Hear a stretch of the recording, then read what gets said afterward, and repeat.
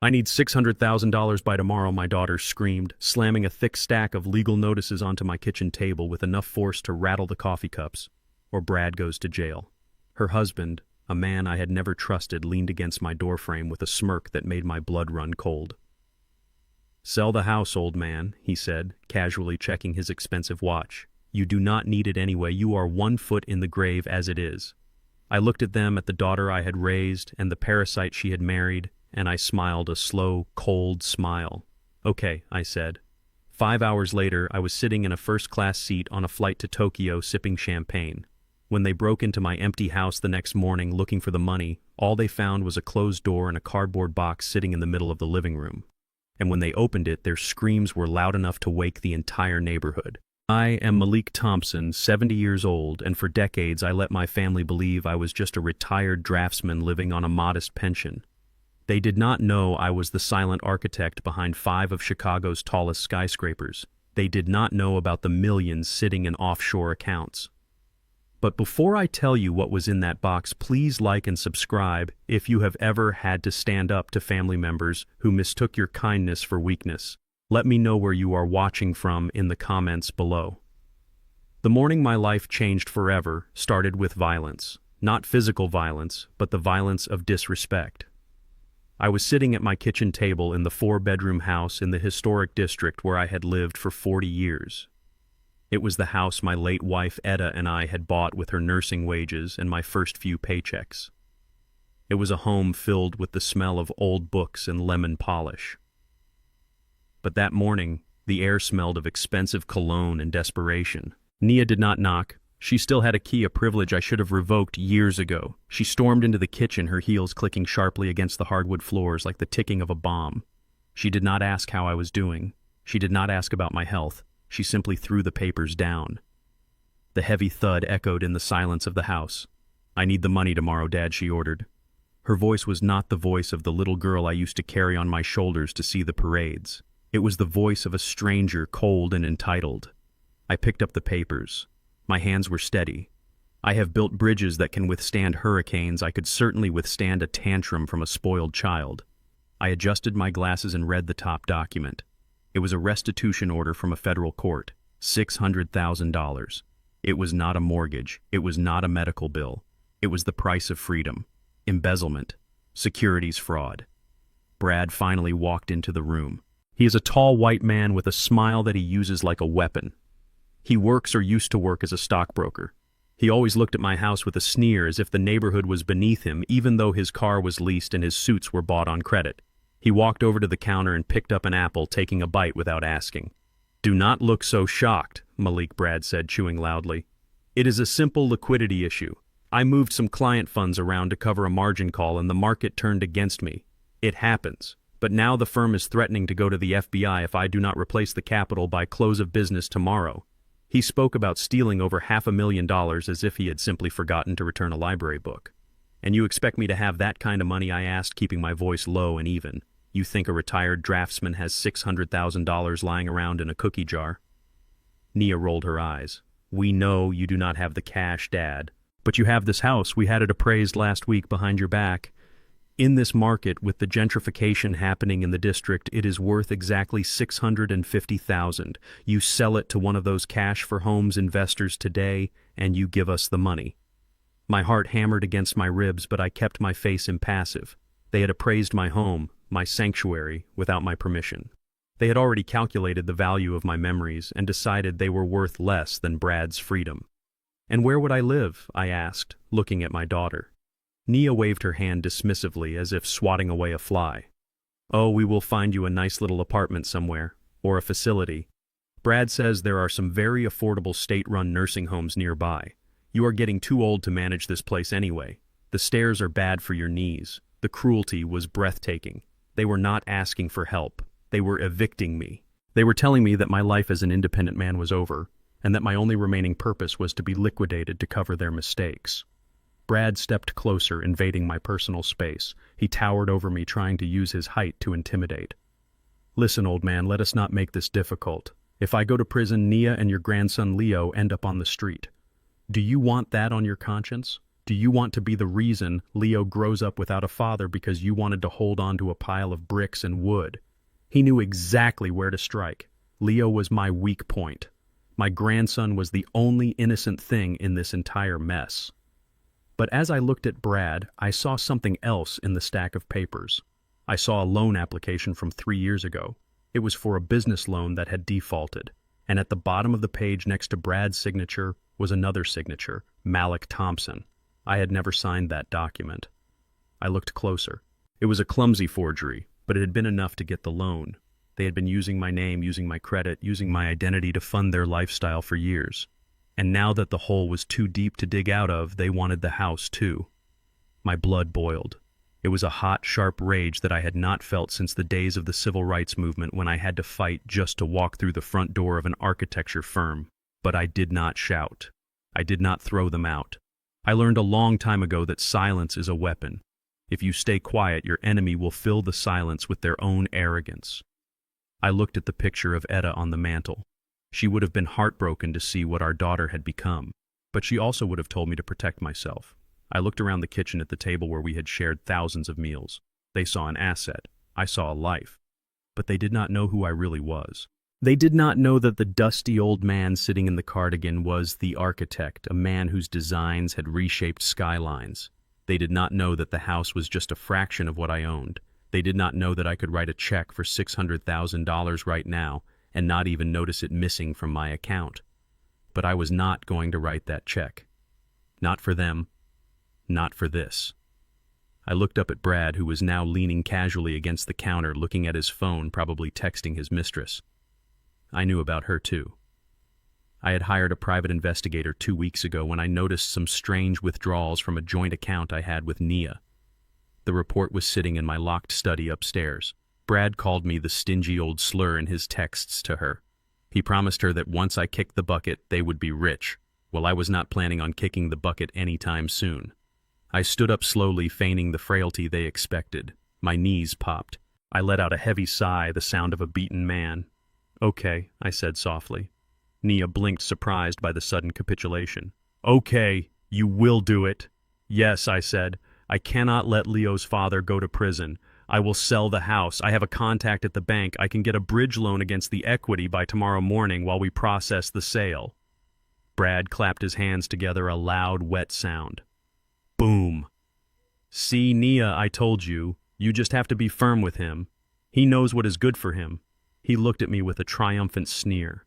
"Good choice, Malik. You can sleep on our couch for a few days until we find you a room and a home. Just make sure the money is in my account by noon tomorrow. Do not make me come back here and get angry. I will go get the deed," I said, turning toward my study. "Make it quick," Nia called out. "And do not try anything funny, Dad." We checked. You cannot transfer the title without a notary, and Brad has one on speed dial. I walked into my study and closed the door. I leaned against the heavy oak wood and took a deep breath. The trembling in my hands stopped. The sadness in my heart was replaced by a cold steel resolve. They wanted the money. They wanted the house. They wanted to erase me. I walked over to the bookshelf and pulled out a copy of Invisible Man by Ralph Ellison. Behind it was a small safe. I spun the dial. Inside was not the deed to the house. Inside was a black passport, a burner phone, and a ledger containing the access codes to my trust funds in the Cayman Islands. I took the burner phone and dialed a number I had not called in 5 years. "Clarence," I said when the voice on the other end answered. "It is Malik. Activate the Omega Protocol." "Yes." "Today. Sell everything in the domestic portfolio. Transfer the liquid assets to the Tokyo Trust. And Clarence, initiate the transfer of the deed for the house. Yes, the charity we discussed. The Veterans Housing Alliance. Give it to them for $1, effective immediately." I hung up the phone. I could hear Brad laughing in my kitchen, drinking my coffee, disrespecting my home. I opened the drawer of my desk and took out a simple cardboard box. I grabbed a marker and wrote on the lid, "For Nia and Brad. The $600,000 you need." Then I began to fill it, not with money, but with the truth. I walked back out into the kitchen holding a folder of documents that were actually just old blueprints folded over. "I will need to go to the bank personally to authorize the transfer," I told them. "It will take a few hours. You two should go home and pack. Get ready for your new life. We will wait here." Brad said, his eyes narrowing. No, I said firmly. The bank manager is an old friend. If you walk in there with me looking like a shark, he will ask questions. If you want the money fast, let me do it my way. Come back tomorrow morning at 8. The money will be here. Brad hesitated, then nodded. Fine. But if you are not here at 8 a.m. with a cashier's check, I am calling Adult Protective Services and telling them you are a danger to yourself. We will have you committed by lunchtime. I smiled. It was the most genuine smile I had given them in years because I knew something they did not. By 8 a.m. I would be crossing the international date line. See you tomorrow, I said. They left, slamming the front door. I watched them drive away in Brad's leased BMW. Then I locked the door. I did not pack a bag of clothes. I did not take the photo albums. I left everything exactly as it was. I wanted the house to look like a life interrupted. I placed the cardboard box in the center of the living room floor. I checked my watch. My Uber to the airport was 5 minutes away. I took one last look at the kitchen table where the debt notice still lay. $600,000. A cheap price to pay to find out exactly what your family thinks of you. I walked out the front door and locked it for the last time, dropping the key through the mail slot. I am Malik Thompson, and my disappearance was just beginning. I stood in the kitchen of the house I had built with my own hands, gripping the edge of the granite countertop until my knuckles turned the color of ash. The silence I had cultivated for years was gone, replaced by the blaring noise of the television in the living room. Brad had made himself comfortable. Too comfortable. Through the open doorway, I watched him kick off his loafers and hoist his feet onto the coffee table. My breath hitched in my throat. That table was not just a piece of furniture. It was a mahogany antique that Etta, my late wife, had inherited from her grandmother. It was the table where we had placed our first Christmas tree. It was the table where Naya had learned to walk, pulling herself up on its sturdy legs. Etta used to polish it every Sunday with lemon oil, treating it with a reverence reserved for holy artifacts. And now Brad was grinding the heels of his sweaty socks into the delicate wood grain, treating my history like a footrest. He grabbed the remote and surfed through the channels, settling on a football game. The volume was loud enough to shake the family photos on the walls, photos he had never looked at, photos that documented a legacy he was determined to liquidate. He didn't ask if I minded. He didn't ask if I was watching something.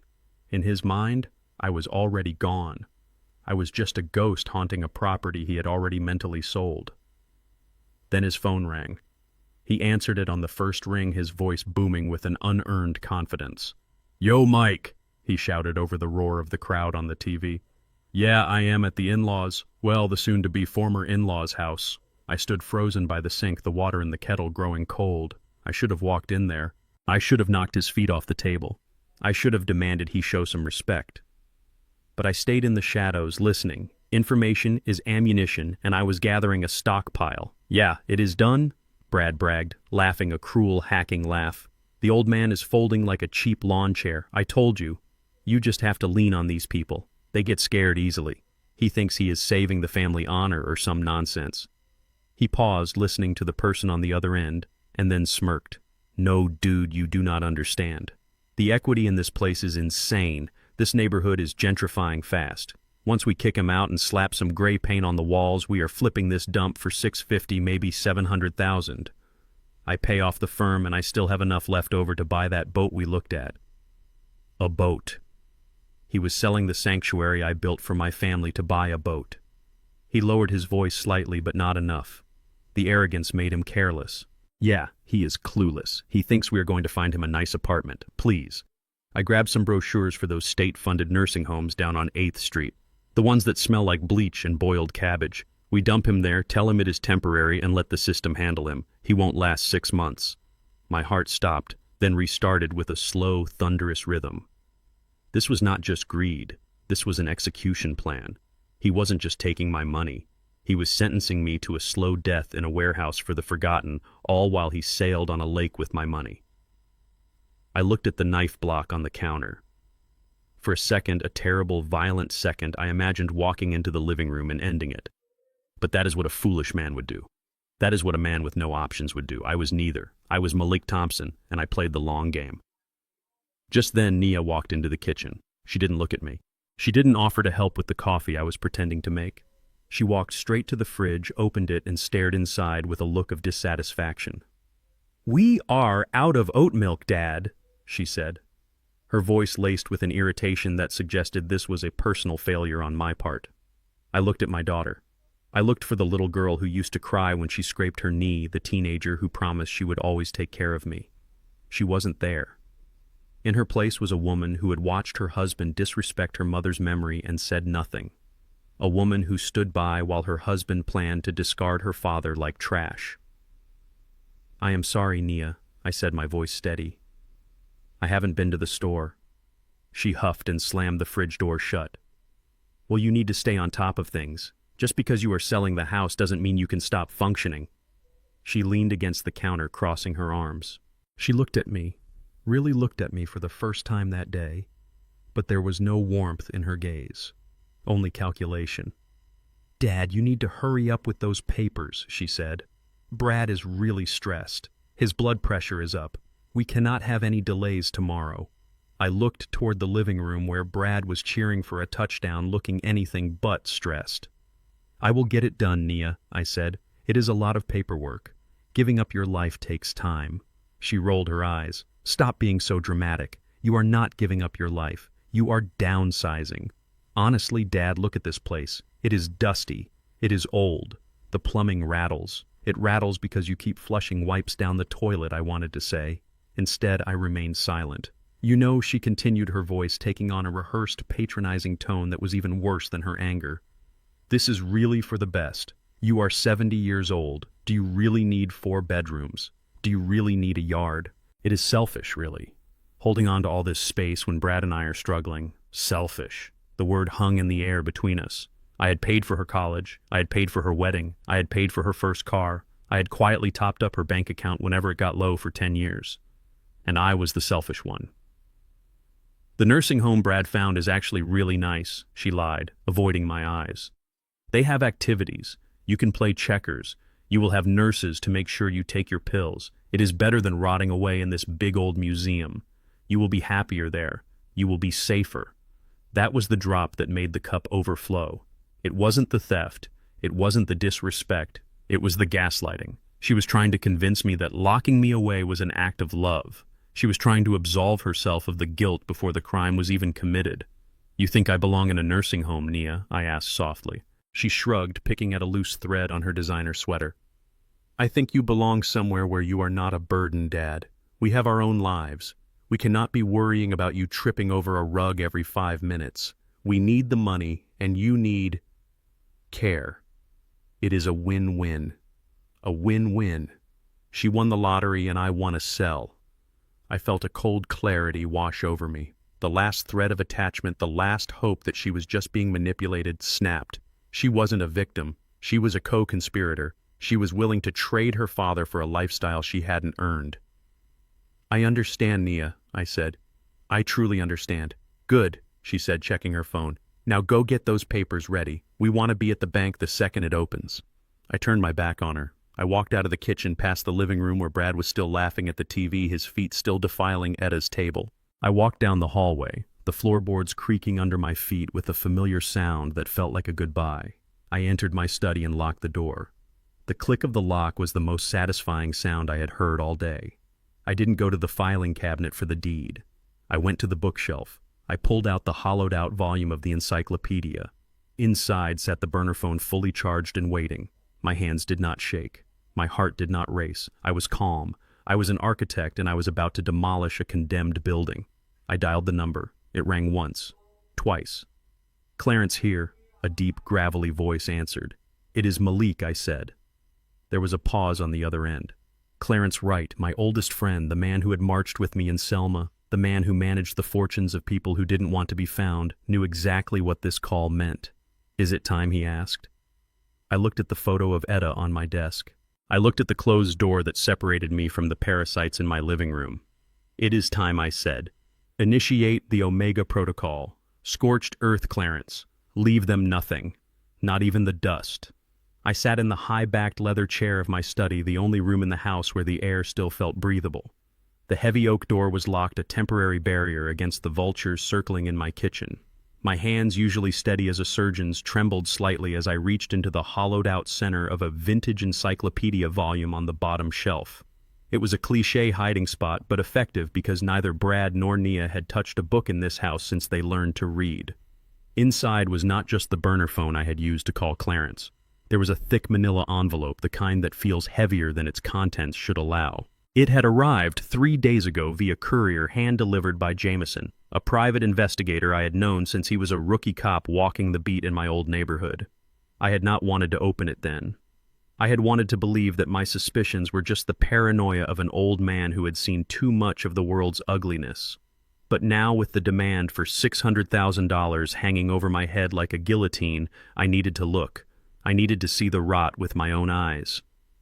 I slid the glossy photographs out onto the mahogany desk.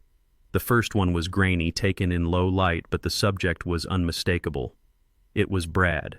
He was sitting at a high-stakes poker table in a casino 2 hours north of here. He was not looking stressed. He was not looking like a man worried about federal prison. He was laughing, his head thrown back, a cigar clamped between his teeth, a stack of chips in front of him that represented more money than my father had earned in a lifetime. The timestamp on the photo was from 2 weeks ago. That was the night Nia had called me crying, saying Brad was working overtime to fix a clerical error at the firm. He wasn't fixing errors. He was gambling away their future. I shuffled to the next photo. This one was taken in daylight, crisp and clear. It showed Brad walking out of a luxury boutique in the city. He was not alone. Hanging on his arm was a woman who looked barely older than my granddaughter Leo would be in a few years. She was blonde, tall, and smiling up at him with the adoration that only money can buy. In Brad's hand was a bright orange shopping bag. Hermes. I felt a cold knot tighten in my stomach. I knew exactly how much a bag from that store cost. It cost $10,000 minimum. I pulled out the supplementary report Jameson had attached. He had traced the transaction. Brad had paid for that bag using a wire transfer from a joint retirement account. Nia's retirement account. The account I had helped her set up when she got her first job as a teacher. The account I had quietly matched contributions to for a decade so she would never have to worry when she got old. He had drained it. He had taken the safety net I built for my daughter and traded it for a leather purse for a mistress. I looked at the next document. It was a transcript of text messages intercepted from Brad's cloud account. Jameson was thorough. I read the words, and the last lingering ember of sympathy I held for my son-in-law turned to ash. "He will pay up," Brad had written to the woman. "The stingy old slur has the money buried in that house. I just have to scare him a little. Once he kicks the bucket, we are going to be living large baby. Just wait." The slur. He used the word. The word men like him had used against men like me for centuries. He sat at my table, ate my food, lived in the house my ancestors bled for, and behind my back I was just a slur to him. A piggy bank to be smashed open. I closed my eyes, breathing in the scent of old paper and lemon polish. The betrayal was absolute. But it was the next photo that broke me. It was a picture of Nia. She was sitting at a cafe with Brad looking at a document. The timestamp was from a month ago. She wasn't crying, she wasn't arguing, she was nodding, she was signing something. The caption in Jameson's report read, "Subject Nia Thompson co-signing on a second mortgage application for the primary residence application rejected due to lack of title." She knew. She knew about the debts. She might not have known about the mistress or the gambling, but she knew they were drowning, and she had tried to mortgage my home behind my back weeks ago. When the bank said no because my name was on the deed, they came up with this plan. The fake restitution order, the threat of jail. It was all a performance, a con. And my daughter was not a victim. She was the co-star. Suddenly a violent thud shook the door of the study. "Hey, old man!" Brad's voice boomed from the hallway, muffled by the thick wood but dripping with contempt. "Do not fall asleep in there. We do not have all day. Find the damn deed." I stared at the door. I imagined him standing there, arrogant, entitled, thinking he had already won. He thought I was in here fumbling through files, confused and terrified. He thought he was dealing with a frail old man who just wanted to keep the peace. He had no idea he was banging on the door of a man who had navigated the boardrooms of Tokyo and London, a man who had destroyed business rivals with a signature. I gathered the photos. I did not tear them up. I did not burn them. Evidence is power. I slid them back into the envelope and placed it inside the safe, locking it with a spin of the dial. I replaced the hollow book on the shelf. I stood up and walked to the mirror hanging on the wall. I looked at myself. I straightened my spine, which wanted to curve under the weight of the grief. Then deliberately I slumped my shoulders. I adjusted my glasses so they sat slightly askew. I practiced a look of defeat, a look of bewilderment. I unlocked the door and opened it. Brad was standing there, his fist raised to pound again. He looked at me, his eyes scanning my empty hands. "Well," he demanded, "did you find it?" I looked past him. Nia was standing at the end of the hallway. She had her arms crossed, tapping her foot impatiently. She didn't look worried about her husband going to jail. She looked annoyed that the transaction was taking too long. She looked at me, her father, the man who had paid for her braces, her college, her wedding, and I saw nothing in her eyes but calculation. She wasn't being coerced. She wasn't a battered wife trying to save her husband. She was a partner in the crime. She had decided that my legacy was hers to spend, and she was tired of waiting for nature to take its course. "I am sorry," I said, my voice trembling with a manufactured frailty. "My filing system is a mess. My eyes are not what they used to be. I found the folder, but the deed is not in it. I must have moved it to the safety deposit box at the bank." Brad groaned, throwing his head back. "Jesus, Malik, you are useless. Do you know that?" "Useless." Nia walked up the hall, her expression hard. "Dad, focus. We need that paper. If we do not have the money by tomorrow, everything falls apart." I looked at her. I really looked at her. I searched for a trace of the daughter I loved, a hint of hesitation, a flicker of guilt. There was none. She was looking at me like I was a broken ATM. "I understand," I said softly. "I am sorry I am so slow. I will go to the bank. I will get it." "You better," Brad spat, "and hurry up. I am driving you. I do not trust you to find your way there without getting lost." I lowered my head, hiding the fire in my eyes. "That is fine," I said. "Drive me." I walked past them toward the front door, clutching my coat like a shield. They followed me, thinking they were marching a prisoner to his execution. They didn't know I was leading them into a minefield. The investigation was over, the verdict was in, and the sentence was going to be total and absolute devastation. I stood in the hallway, clutching the folder of meaningless blueprints to my chest as if it were a shield. My hands trembled not from age, but from a cocktail of rage and grief that threatened to stop my heart. Brad was revving the engine of his leased luxury sedan in the driveway, honking the horn with a rhythmic, impatient aggression that echoed through the neighborhood.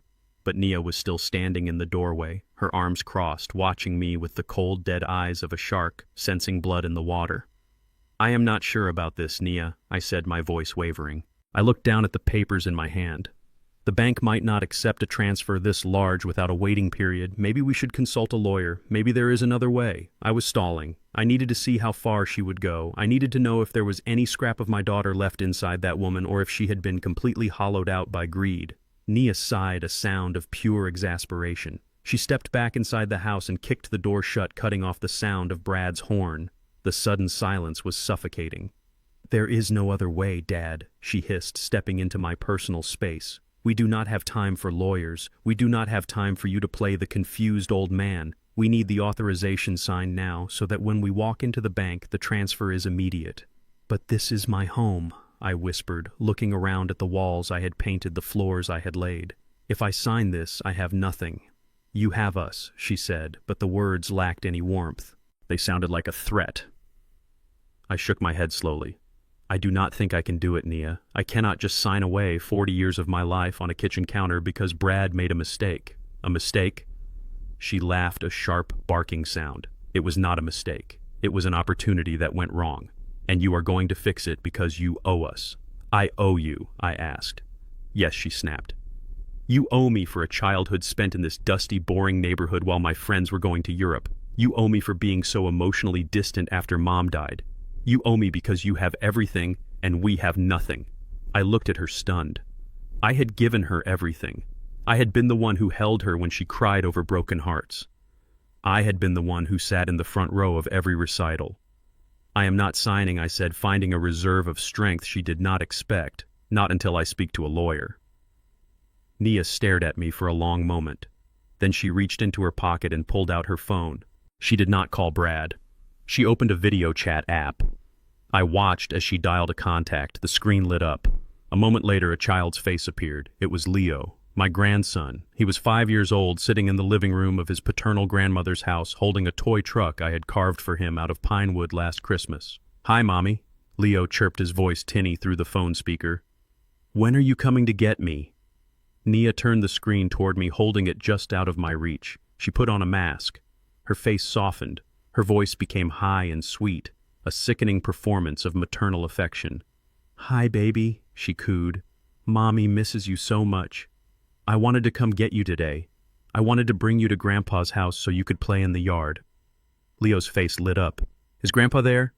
Can I see him?" "Hi, Grandpa." I stepped forward, my heart lurching. "Hi, Leo," I started to say, reaching out to touch the screen. Nia pulled the phone back sharply. "I am sorry, baby," she said to the boy, her eyes locked on mine with a terrifying intensity. "We cannot go to Grandpa's house anymore." Leo's smile faltered. "Why, Mommy?" "Because Grandpa does not want us there," Nia said, her voice trembling with fake sorrow. "Grandpa is very angry with Daddy and me. He is throwing us out of our house, Leo. He does not want to help us. He says we are a burden." "No," I gasped. "Nia, stop. Do not do this." On the screen, Leo's lip began to tremble. "Grandpa is mean," he asked, his voice small and scared. Nia nodded, a single tear rolling down her cheek. "Yes, baby. Grandpa does not love us anymore.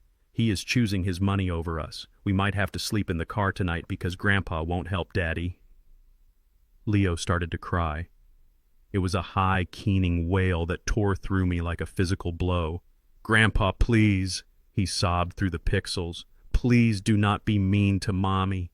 Please let us come home." I felt like I couldn't breathe. The room was spinning. She was using him. She was taking the only pure, innocent thing in our lives and twisting it into a weapon to bludgeon me into submission. She was traumatizing her own son just to get a signature. Nia looked at me over the top of the phone. Her eyes were dry and hard as flint. "Say goodbye to Grandpa Leo," she said coldly. "Because if he does not help us, you are never going to see him again. We are going to move far away where Grandpa cannot find us." "No," Leo screamed. "Grandpa!" Nia ended the call. The screen went black. The silence that returned to the hallway was heavier than lead. She put the phone back in her pocket and crossed her arms. There she said calmly, "Now he knows the truth." "You are a monster," I whispered. My voice was hoarse. "You are destroying him." "I am doing what I have to do to survive," she countered. "Now are you going to sign the authorization, or do I need to call him back and tell him that Grandpa hates him?" The front door opened and Brad stormed in. He had heard the yelling. He looked from Nia's defiant face to my shattered one and understood immediately what had happened. He didn't look shocked. He didn't look disgusted by his wife's cruelty. He looked impressed. "Good job, babe," he muttered to her. Then he turned to me. "You heard her, old man. This is the end game. You sign that paper or you die alone in this house. We will take Leo. We will move to another state. You will never see him grow up. You will never get a phone call on Christmas.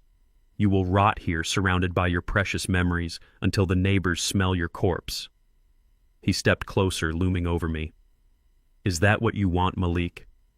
Do you want to die alone? Because that is the choice. The money or your family.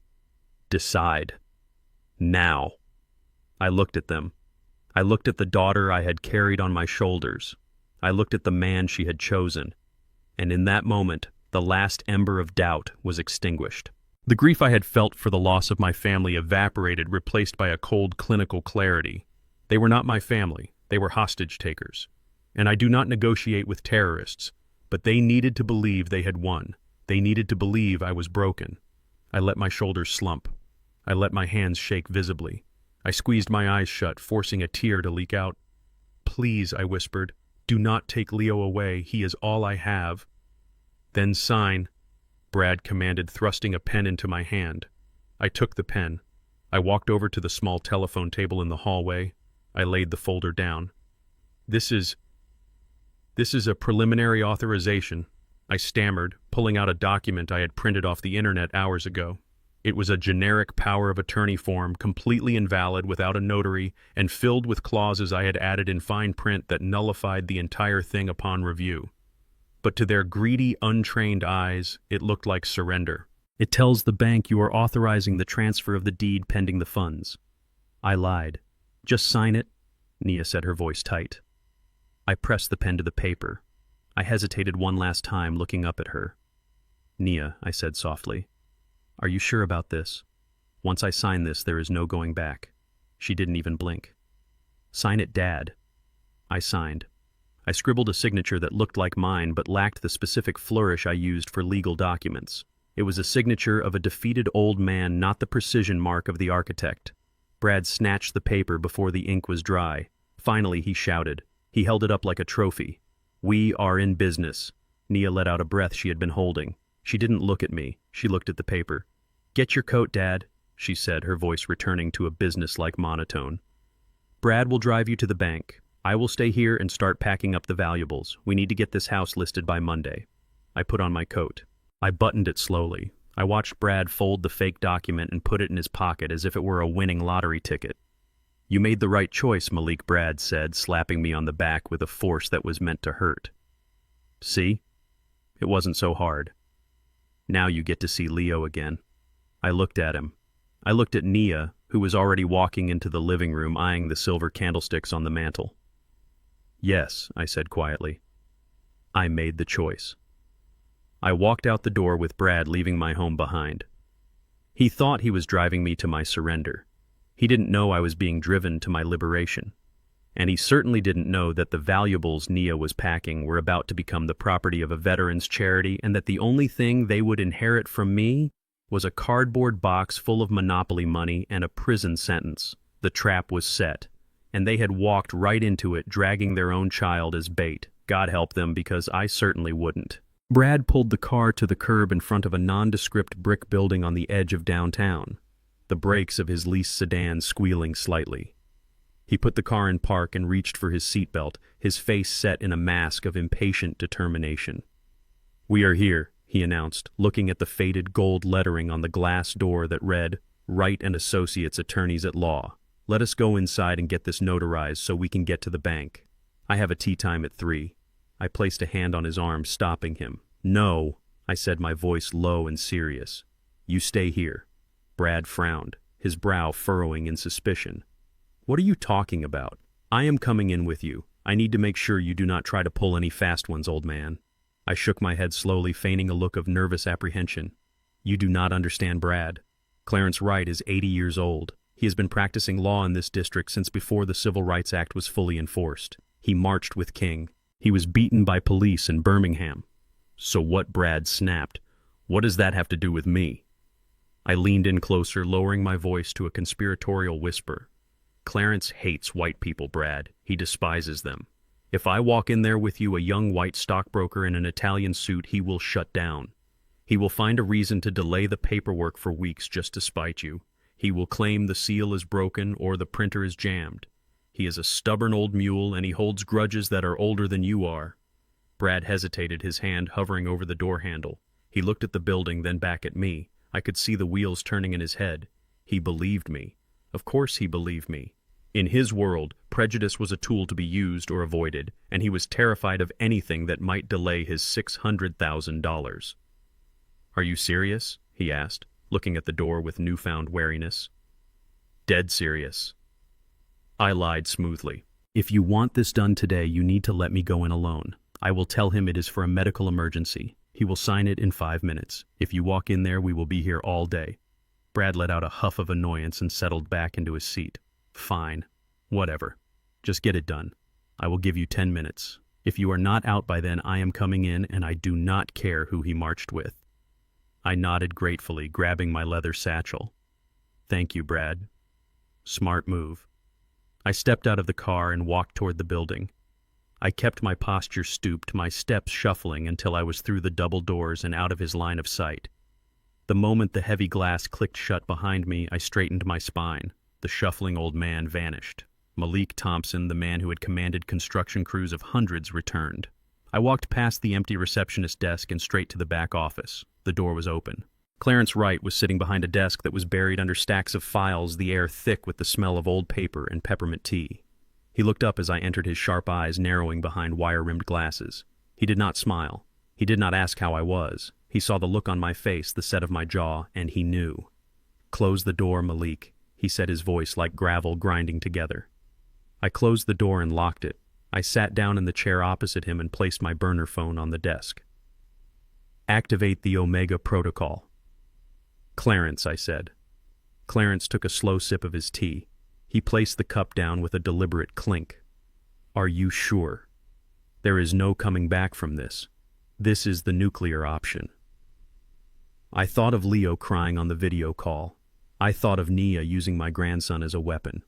I thought of Brad waiting in the car checking his watch, planning to put me in a home that smelled of bleach. They threatened to take Leo away, I said, my voice devoid of emotion. They threatened to let me rot. They forged my signature on loan applications. Clarence's eyes hardened. He reached into his bottom drawer and pulled out a thick red folder. He didn't ask for details. He didn't need them. We had set this protocol up 10 years ago, right after Etta died, as a failsafe in case I lost my mind or my family lost their morals. It seemed the latter had come to pass. Let us begin, Clarence said, opening the folder. First, the brokerage accounts, I commanded. Liquidate everything in the domestic portfolio, every stock, every bond, every mutual fund. Sell it all at market price. I do not care about the loss. I want the cash in the Tokyo Trust by close of business today. Clarence typed furiously on his computer, his fingers flying across the keyboard. Done. The sell orders are executing now. The funds will be wired to the Cayman Holding Company and then to Tokyo within the hour. The IRS will take a hit, but you will be gone before the audit notice is even printed. Next, the joint account with Nia, I said. This was the one that hurt. This was the account I had set up when she was 18. I had told her it was for emergencies, but I had been secretly depositing $2,000 a month into it for 14 years. It was supposed to be her safety net. It was supposed to be her freedom fund if she ever needed to leave Brad. Instead, she had let Brad use it to buy handbags for his mistress. Drain it, I said, feeling a phantom pain in my chest. Leave exactly $1 in it so the account remains open but useless. Transfer the rest to the charity fund. Clarence looked at me over his glasses. You know this will bounce every check she has written in the last 3 days? The electric bill, the car payment, the grocery run. Good, I said. Let them feel what it is like to have zero balance. Let them feel the panic. Done, Clarence said, hitting the enter key with a finality that echoed in the room. Now the house, I said. This was the big one. The house was the bait. The house was the prize Brad was salivating over in the car outside. I pulled the deed out of my satchel. It was the original yellowed with age signed by Etta and me 40 years ago. I placed it on the desk. Transfer ownership immediately, I said. To the Veterans Housing Alliance. Sell price $1. Clarence picked up the deed. He looked at it with reverence. This is a prime asset, Malik. It is worth nearly $700,000. You are giving it away. I am not giving it away, I corrected him. I am investing it in men and women who actually understand the meaning of duty and honor. I want the transfer recorded electronically right now. I want the title to show the new owner before I walk out of this office. Clarence nodded. He understood. By transferring the property to a non-profit for a nominal fee, I was putting it instantly out of reach. Brad could not sell it. The bank could not foreclose on it for Brad's debts because Brad's name was never on it, and now neither was mine. Even if they sued me, they would be suing to take a home away from disabled veterans. No judge in this state would entertain that motion. It is filing now, Clarence said, watching the progress bar on his screen. County Clerk's Office, recorded. It is done. You are officially homeless, Malik. I let out a breath I didn't know I was holding. I wasn't homeless. I was free. One last thing I said. The box. Clarence reached behind him and grabbed a small pre-packed cardboard box from the shelf. He handed it to me. It was heavy. Inside were the photocopies of every check I had ever written to Nia, every tuition payment, every car note. It also contained the full report from the private investigator regarding Brad's embezzlement and his affair. I took the box. I opened my satchel and placed the documents inside. Thank you, Clarence, I said, standing up. Clarence stood up too. He walked around the desk and hugged me. It was a fierce, strong hug between two men who had survived segregation, recessions, and loss.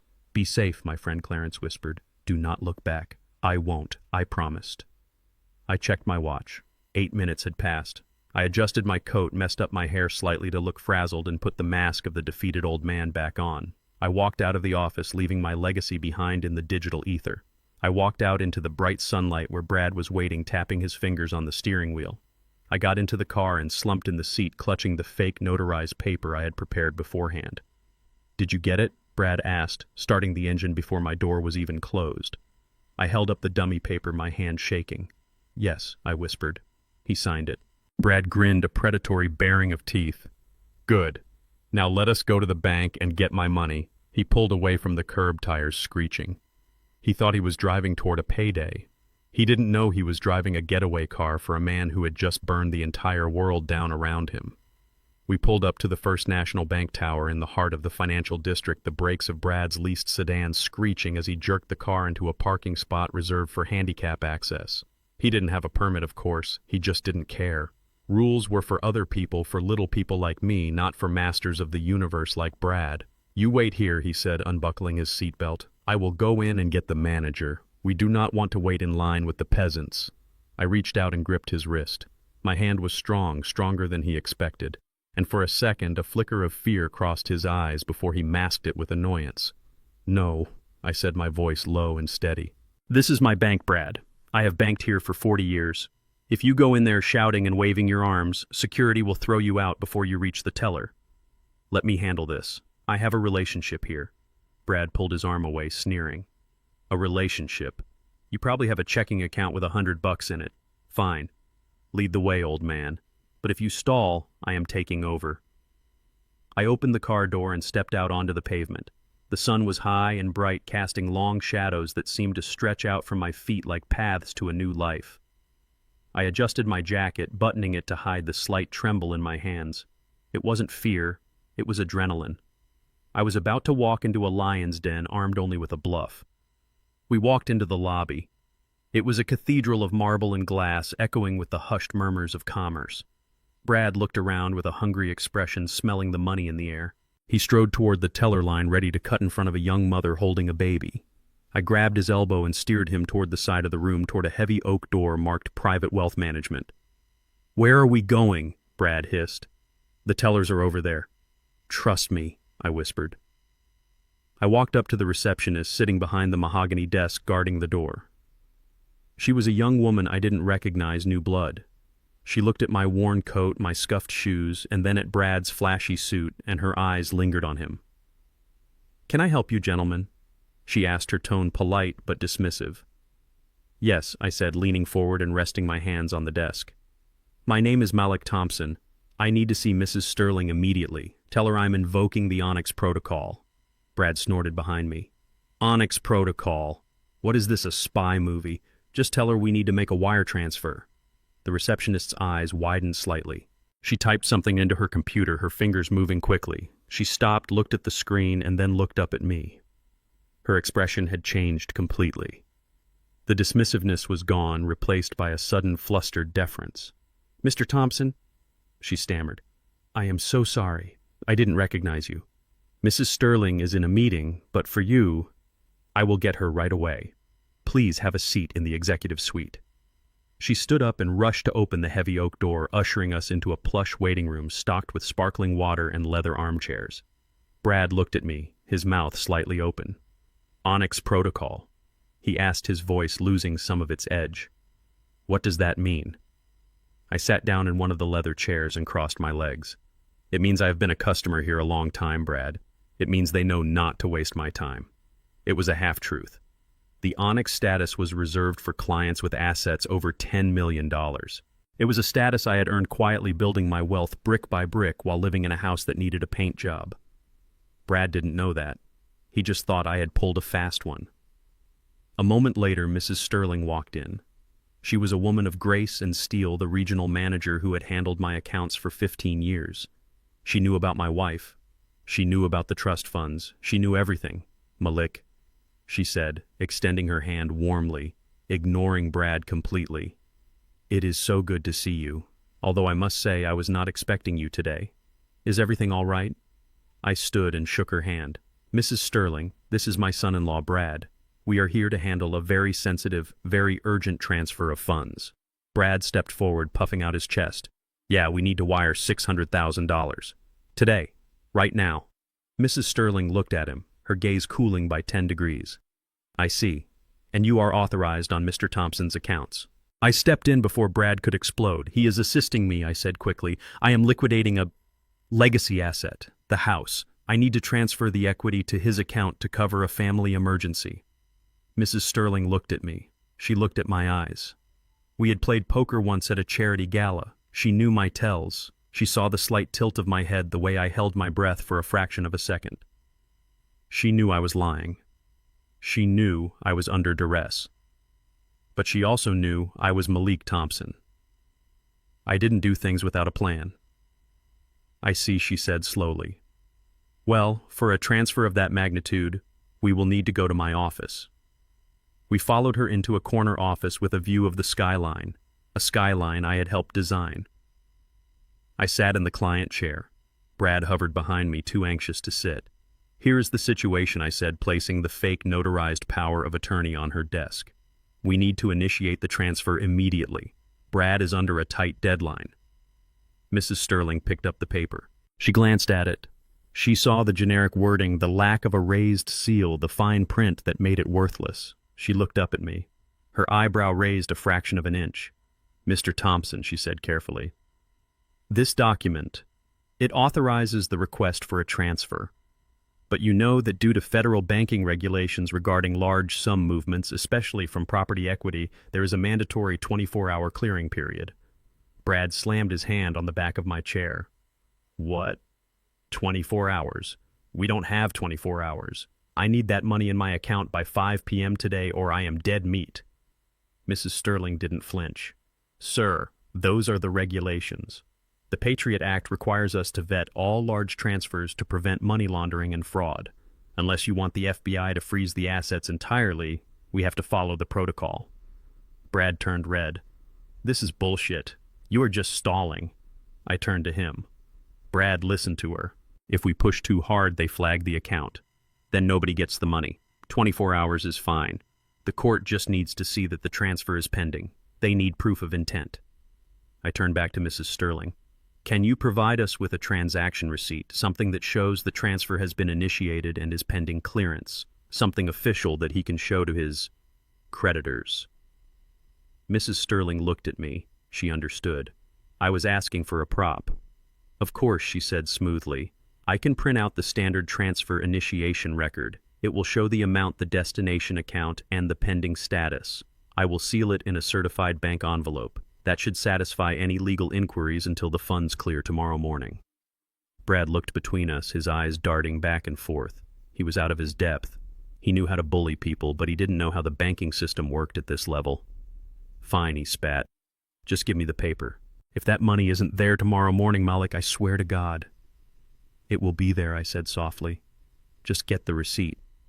Mrs. Sterling turned to her computer. She typed for a moment. The printer in the corner whirred to life. She wasn't printing a transfer order. I knew what she was printing. It was likely the bank's privacy policy and a generic request for information form that listed the account balance as pending inquiry. It was pages of bureaucratic nonsense that looked impressive but meant absolutely nothing. She gathered the sheaf of papers about 10 pages thick. She tapped them on the desk to straighten them. Then, with a flourish that was pure theater, she placed them inside a large white envelope. She stamped the outside with a red ink stamp that read, "Confidential, pending transaction." She handed the envelope to me. I held it for a moment. It felt heavy. It felt like justice. I turned and handed it to Brad. Here, I said, $600,000. Pending clearance. Brad snatched the envelope from my hand. He didn't open it. He saw the stamp. He saw the thickness. He saw his salvation. His entire demeanor changed. The aggression melted away, replaced by a smug, self-satisfied grin that made my stomach turn. Finally, he said, tapping the envelope against his palm. See? Was that so hard? You just had to listen to reason. He looked at Mrs. Sterling.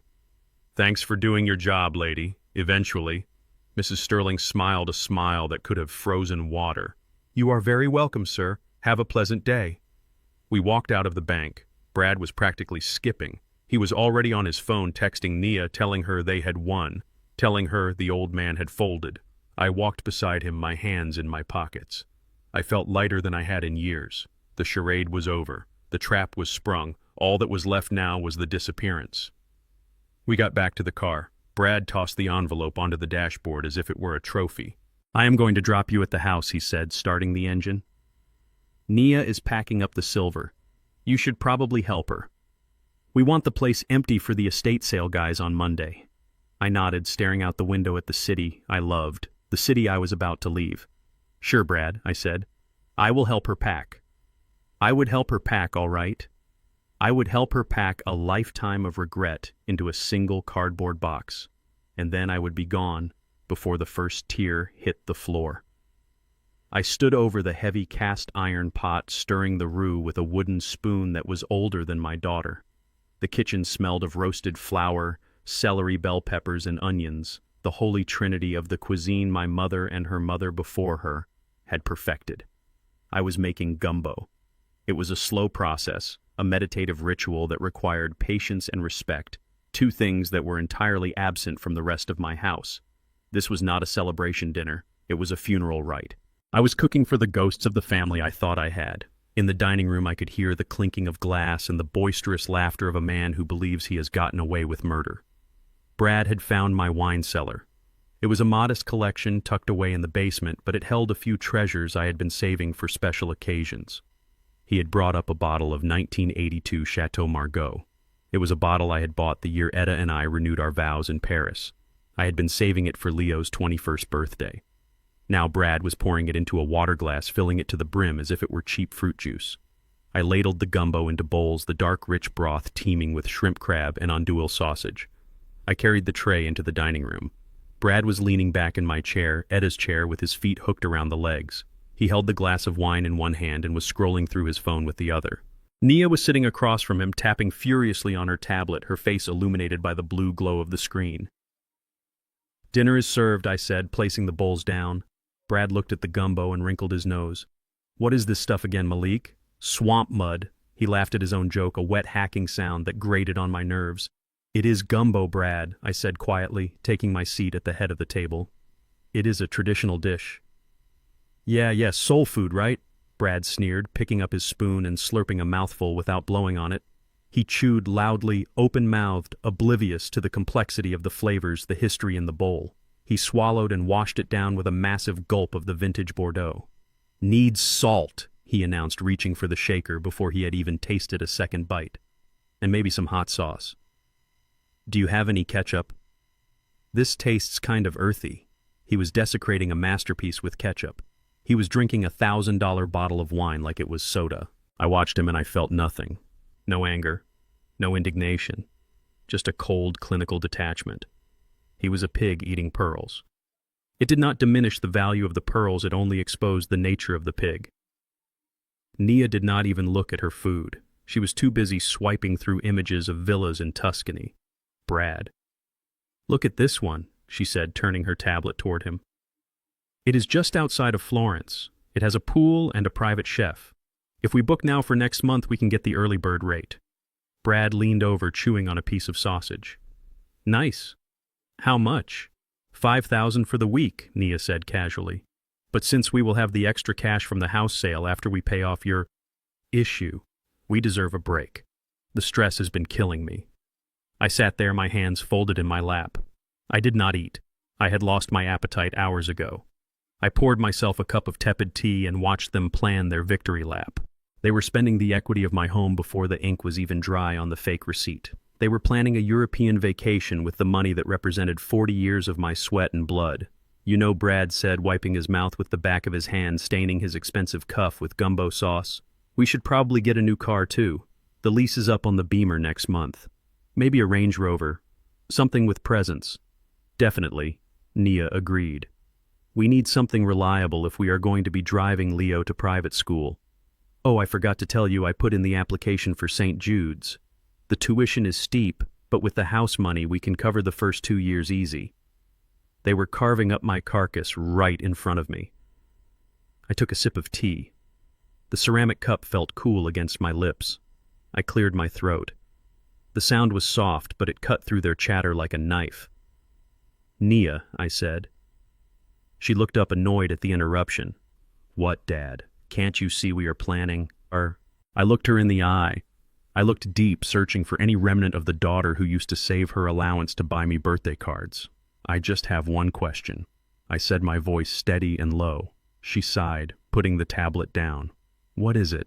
I gestured to the tablet to the images of Italian villas and luxury cars. I gestured to the house around us, the walls that had sheltered her.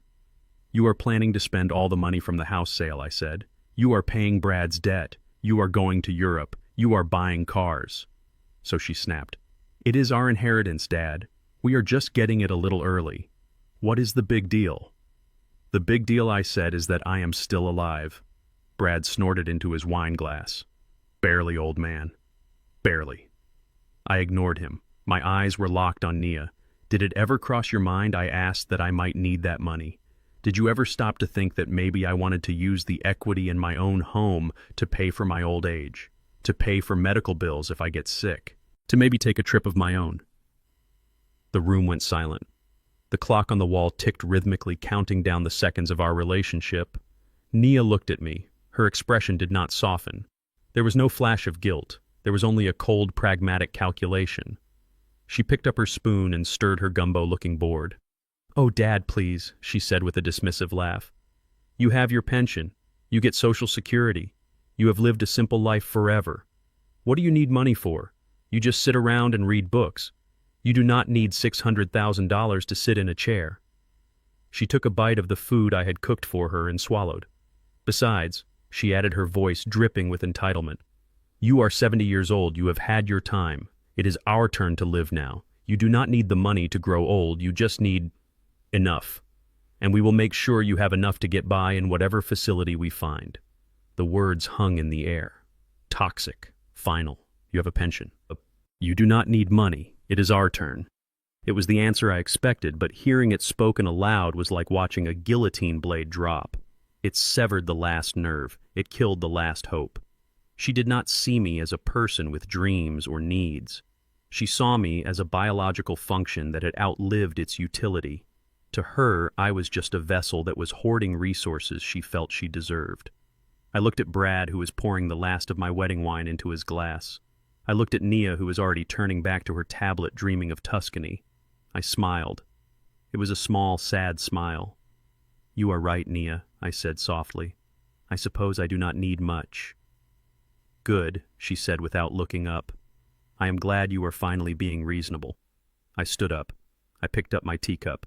"Enjoy the gumbo," I said. "It is a family recipe."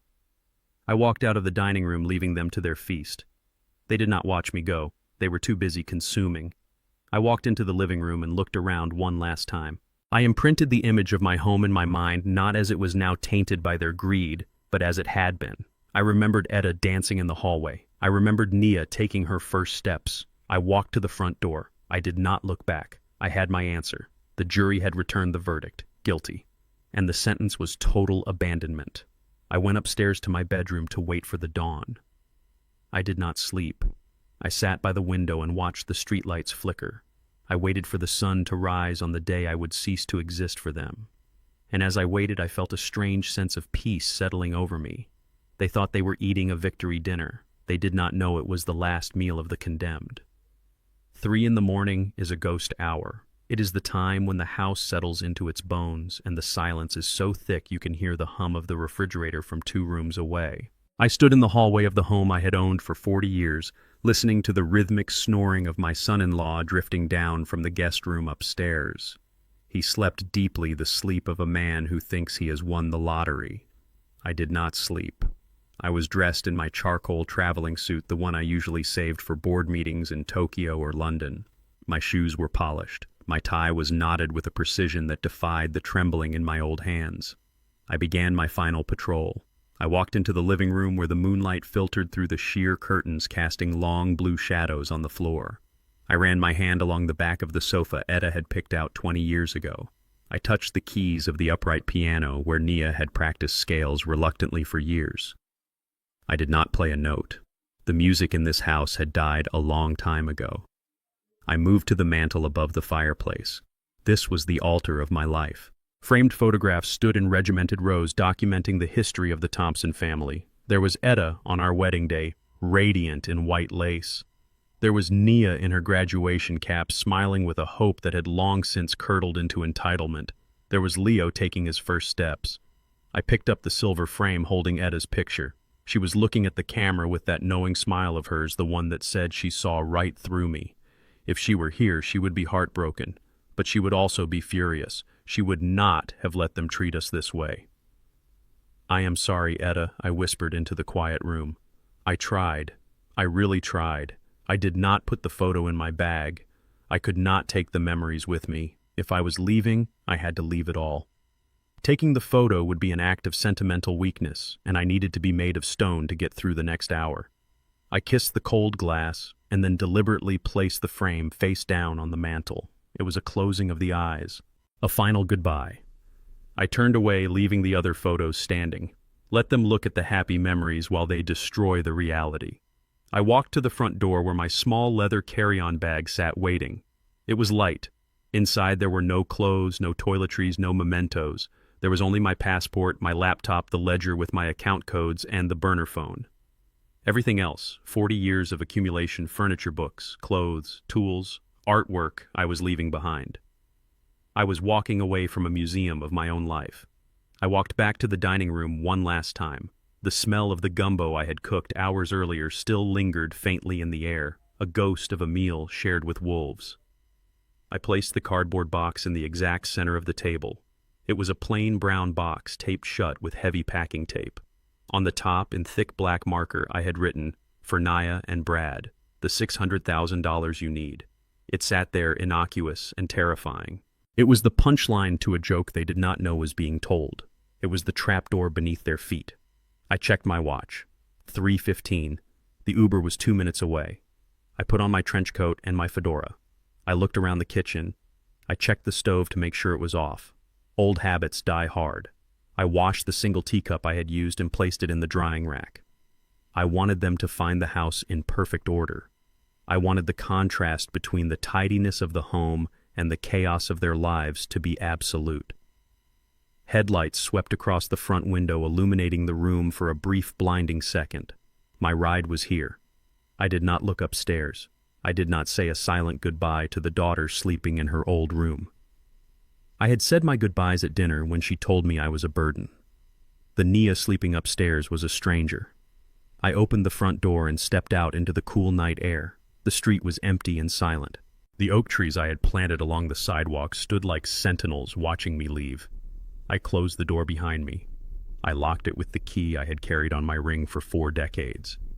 Then I slid the key through the brass mail slot. I heard it hit the floor inside with a metallic clatter. There was no going back now. I walked down the driveway past Brad's leased luxury car, which sat there looking smug and out of place. I opened the back door of the black sedan waiting at the curb and slid inside. The interior smelled of vanilla air freshener and stale coffee. "Good morning," the driver said, his eyes meeting mine in the rearview mirror. "Heading to the airport?" "Yes," I said, settling back into the seat. "International terminal." The car pulled away, gliding silently down the street. I looked out the window, watching my house recede into the darkness. The porch light was still on, a beacon for a family that no longer existed. I watched it get smaller and smaller until we turned the corner and it was gone. A physical pain hit me in the chest, sharp and sudden. It felt as if a hook had been embedded in my heart and was being ripped out.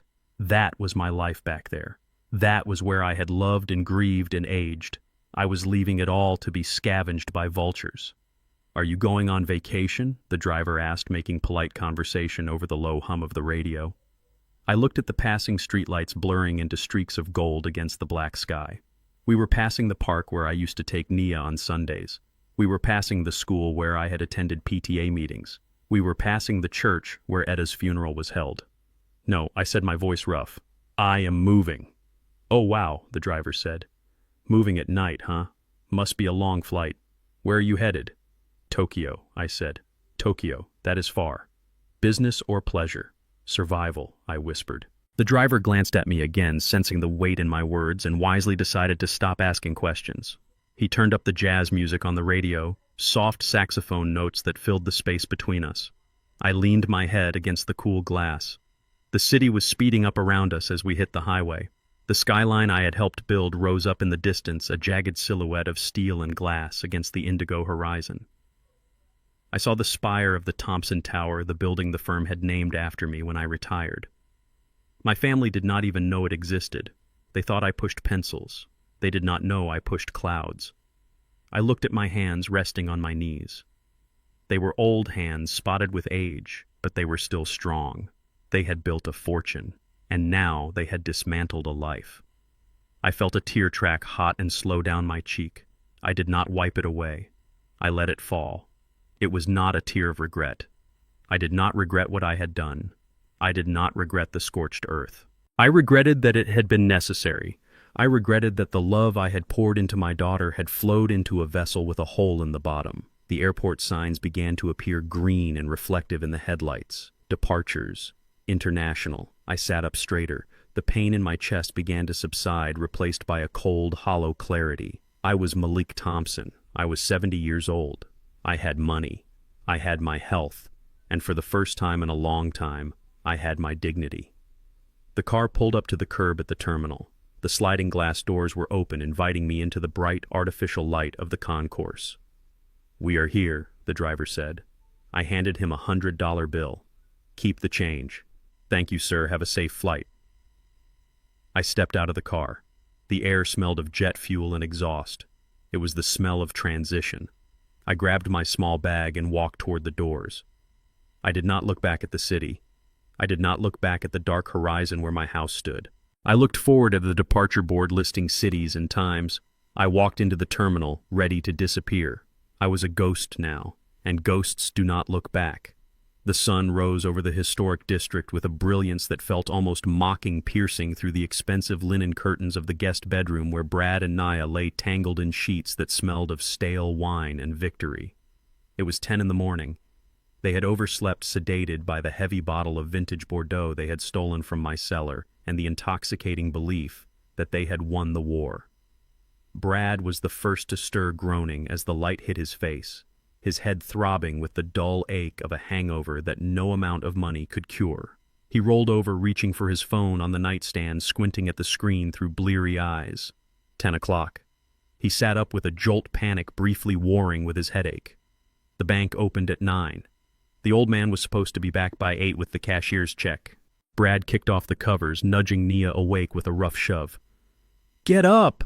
he grunted, his voice thick with sleep. "Your dad isn't back. We need to go downstairs." Nia moaned, pulling the pillow over her head. "Relax, Brad. He is probably just slow. He is 70. Maybe he stopped for oatmeal. Or maybe he is just sitting in the kitchen waiting for us to give him permission to speak." But the silence in the house was not the quiet of a peaceful morning. It was the heavy, absolute silence of a tomb. There was no smell of coffee brewing. There was no sound of the radio playing low in the kitchen. There was no creak of floorboards from my morning pacing. Brad stood up, pulling on his pants, stumbling slightly. He walked into the hallway. It was empty. The door to my bedroom was open, and the bed was made perfectly, the sheets smooth and undisturbed. It looked like a museum exhibit, not a place where a living, breathing man slept.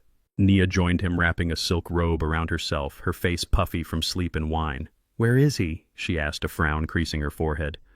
"I do not know," Brad muttered, pushing past her. "Let us check the kitchen." They walked down the stairs, the wood cold under their bare feet. The living room was pristine. The curtains were drawn, letting in slivers of dust-mote-filled light.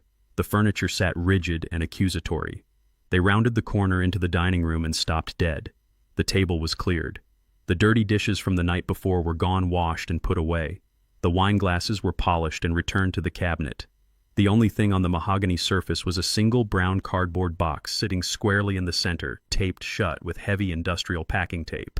On top, written in my steady architectural hand, was the message, "For Naya and Brad, the $600,000 you need." Brad let out a breath he had been holding, a laugh bubbling up in his chest. "See," he said, pointing a shaking finger at the box. "I told you, he did it. He actually did it. He probably left the cash or the check in the box and went for a walk to cry about it." Nia smiled, her eyes lighting up with greed. "Oh my God, it is really happening. We are rich, Brad. We are actually rich." They rushed to the table like children on Christmas morning, ignoring the ominous feeling that should have warned them. They did not wonder why I would leave the money in a box instead of handing it to them. They did not wonder why the house felt so abandoned. They only saw the prize. Brad grabbed a steak knife from the kitchen counter. his movements jerky and eager. He slashed through the tape with a violent motion, the sound tearing through the quiet room. He ripped the flaps open, his breath coming in short, excited gasps. Nia leaned over his shoulder, her hands gripping the back of the chair so hard her knuckles turned white. "What is it?" she asked breathlessly. "Is it cash? Is it a check?" Brad reached in and pulled out a handful of paper. His smile froze. Then it faltered. Then it vanished, completely replaced by a mask of pure, unadulterated confusion. It was money, but it was not green. It was pink and yellow and blue. It was Monopoly money. Hundreds of bills of play money fluttering down onto the table like confetti at a disastrous parade. "What the hell is this?" Brad whispered, his voice trembling with a rising fury. "Is this a joke? Is the old man playing games?" He dug deeper into the box, throwing handfuls of fake money onto the floor, looking for the real check, looking for the salvation he was owed. There was no check. Instead, his hand closed around a thick manila envelope. He pulled it out. It was heavy. "This must be it," Nia said, her voice shrill with panic. "The documents, the transfer papers. Open it, Brad." Brad tore the envelope open. He dumped the contents onto the table on top of the pile of fake cash. Photographs spilled out, dozens of them. Glossy, high-resolution images taken with a telephoto lens. Nia gasped, reaching for one. It was a picture of Brad at a jewelry store. He was kissing a blonde woman, a woman Nia had never seen before. He was handing the woman a diamond bracelet. Nia picked up another photo. Brad and the woman entering a hotel. Brad and the woman at a casino laughing over a roulette wheel. "What is this?" Nia whispered, her voice barely audible. "Brad, who is she?" Brad went pale, the color draining from his face until he looked like a corpse. He recognized the photos. He recognized the dates. But there was more. Beneath the photos was a stack of bank statements. Not my bank statements. His. Statements from offshore accounts he thought were hidden. Statements showing the embezzlement, showing the wire transfers, showing the theft of client funds. And right on top of the pile was a copy of a letter addressed to the Securities and Exchange Commission and the Federal Bureau of Investigation. The letter was signed by me, Malik Thompson. Nia was screaming now, holding up a photo of the blonde woman wearing the Hermes bag that had been bought with Nia's retirement fund. "You spent our money on her. You told me we were broke because of the market. You liar. You thief." Brad ignored her. He was reading the letter. His hands shook so violently the paper rattled. He read the part where I detailed his fraud, where I provided the account numbers, where I listed the dates and times of his illegal transactions. He dropped the letter and looked back into the box. There was one final item at the bottom, a single sheet of crisp white stationery. He picked it up. Nia stopped screaming and leaned in to read it, her tears dripping onto the fake money. The note was written in my handwriting, calm and precise. "Dear Nia and Brad, I have paid my debts in this life. I raised a daughter. I loved a wife. I built a home. You demanded $600,000. Here it is. The value of the truth is priceless. The house now belongs to the Veterans Housing Alliance. The locks have been changed electronically. You are trespassing. The money you wanted is gone, donated to people who know the meaning of honor. And Brad, the authorities have the originals of these documents. They received them at 8 o'clock this morning. I owe you nothing. Goodbye, Dad." Brad stared at the note. His brain tried to process the magnitude of the catastrophe. The money was gone. The house was gone. His secret life was exposed, and the FBI was likely already on their way. He looked up at the empty room, at the silent walls that had witnessed his arrogance the night before. He looked at Nia, who was staring at him with a mixture of hatred and horror. He realized then that he was not the hunter. He was the prey. And the trap had just snapped shut on his neck. A sound built in his throat, a guttural, animalistic noise that started low in his chest and rose until it tore through his vocal cords. No, he screamed. It was a scream of pure, primal terror. It was the sound of a man watching his life disintegrate into dust. He swept his arm across the table, sending the Monopoly money, the incriminating photos, and the damning note flying across the room. "No, no, no," he roared, kicking the chair over, smashing his fist into the wall. Nia sank to the floor, sobbing, clutching the picture of the mistress to her chest, her world ending in a rain of pink paper money. And in the distance, rising above the sound of Brad's screams and Nia's sobs, came a new sound. A low wail that grew louder and louder. Sirens. They were coming. And this time there was no one left to save them. I scrambled through the sea of pink and blue paper money, my breath coming in short, ragged gasps. I snatched my phone from the table, my thumb hammering the speed dial for Malik. I didn't know what I was going to say. I didn't know if I was going to beg, threaten, or scream. I just knew I needed the old man to answer. I needed this to be a sick joke. I needed the money to be real. The phone rang once, twice, then a mechanical click. The voice that followed was not Malik's. It was a computerized recording, cold and indifferent. The number you have dialed has been disconnected. Please check the number and try again. I stared at the screen. Disconnected. Malik hadn't just left. He had erased himself. He had cut the line. Try again! Nia shrieked, scrambling up from the floor, her silk robe stained with tears. Call him again. Maybe he is on the plane. Maybe the signal is bad. I dialed again. The same recording. The number you have dialed. I hurled the phone across the room. It smashed into the wall, cracking the screen, a spiderweb of glass over the image of my life, shattering. He is gone. Nia, I whispered, the reality finally piercing through the layers of my narcissism. He is really gone. And he took the money. He took the house. He took everything. The wail of the sirens outside cut off my words. They weren't distant anymore. They were deafening. The sound filled the house, vibrating in the floorboards, rattling the fine china in the cabinet. It was a sound that signaled the end of the world. Blue and red lights flashed through the sheer curtains, painting the dining room in a strobe of chaotic color. It looked like a disco for the damned. I ran to the window and peered through the crack in the drapes. My knees buckled. 3 squad cars were parked at chaotic angles on the lawn. 2 unmarked black sedans were blocking the driveway. Men in windbreakers with yellow lettering were swarming the porch. It is the feds, I choked out, stumbling back from the window. It is the FBI. Nia, they are here for me. Nia looked at me, her eyes wide with a terror that transcended greed. What did you do, Brad? What did you really do? I borrowed some money. I stammered, backing away toward the kitchen as if I could outrun the inevitable. I was going to put it back. I just needed time. Your dad. He was supposed to buy me time. Bam. Bam. Bam. The pounding on the front door shook the entire house. Police federal agents opened the door. I didn't move.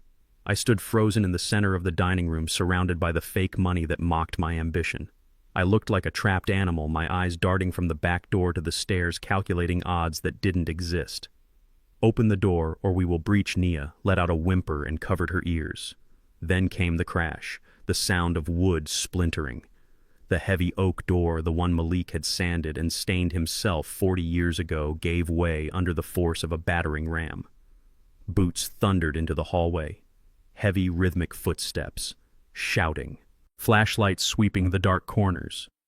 Clear left, clear right. They poured into the dining room. 6 of them. Tactical gear. Weapons drawn.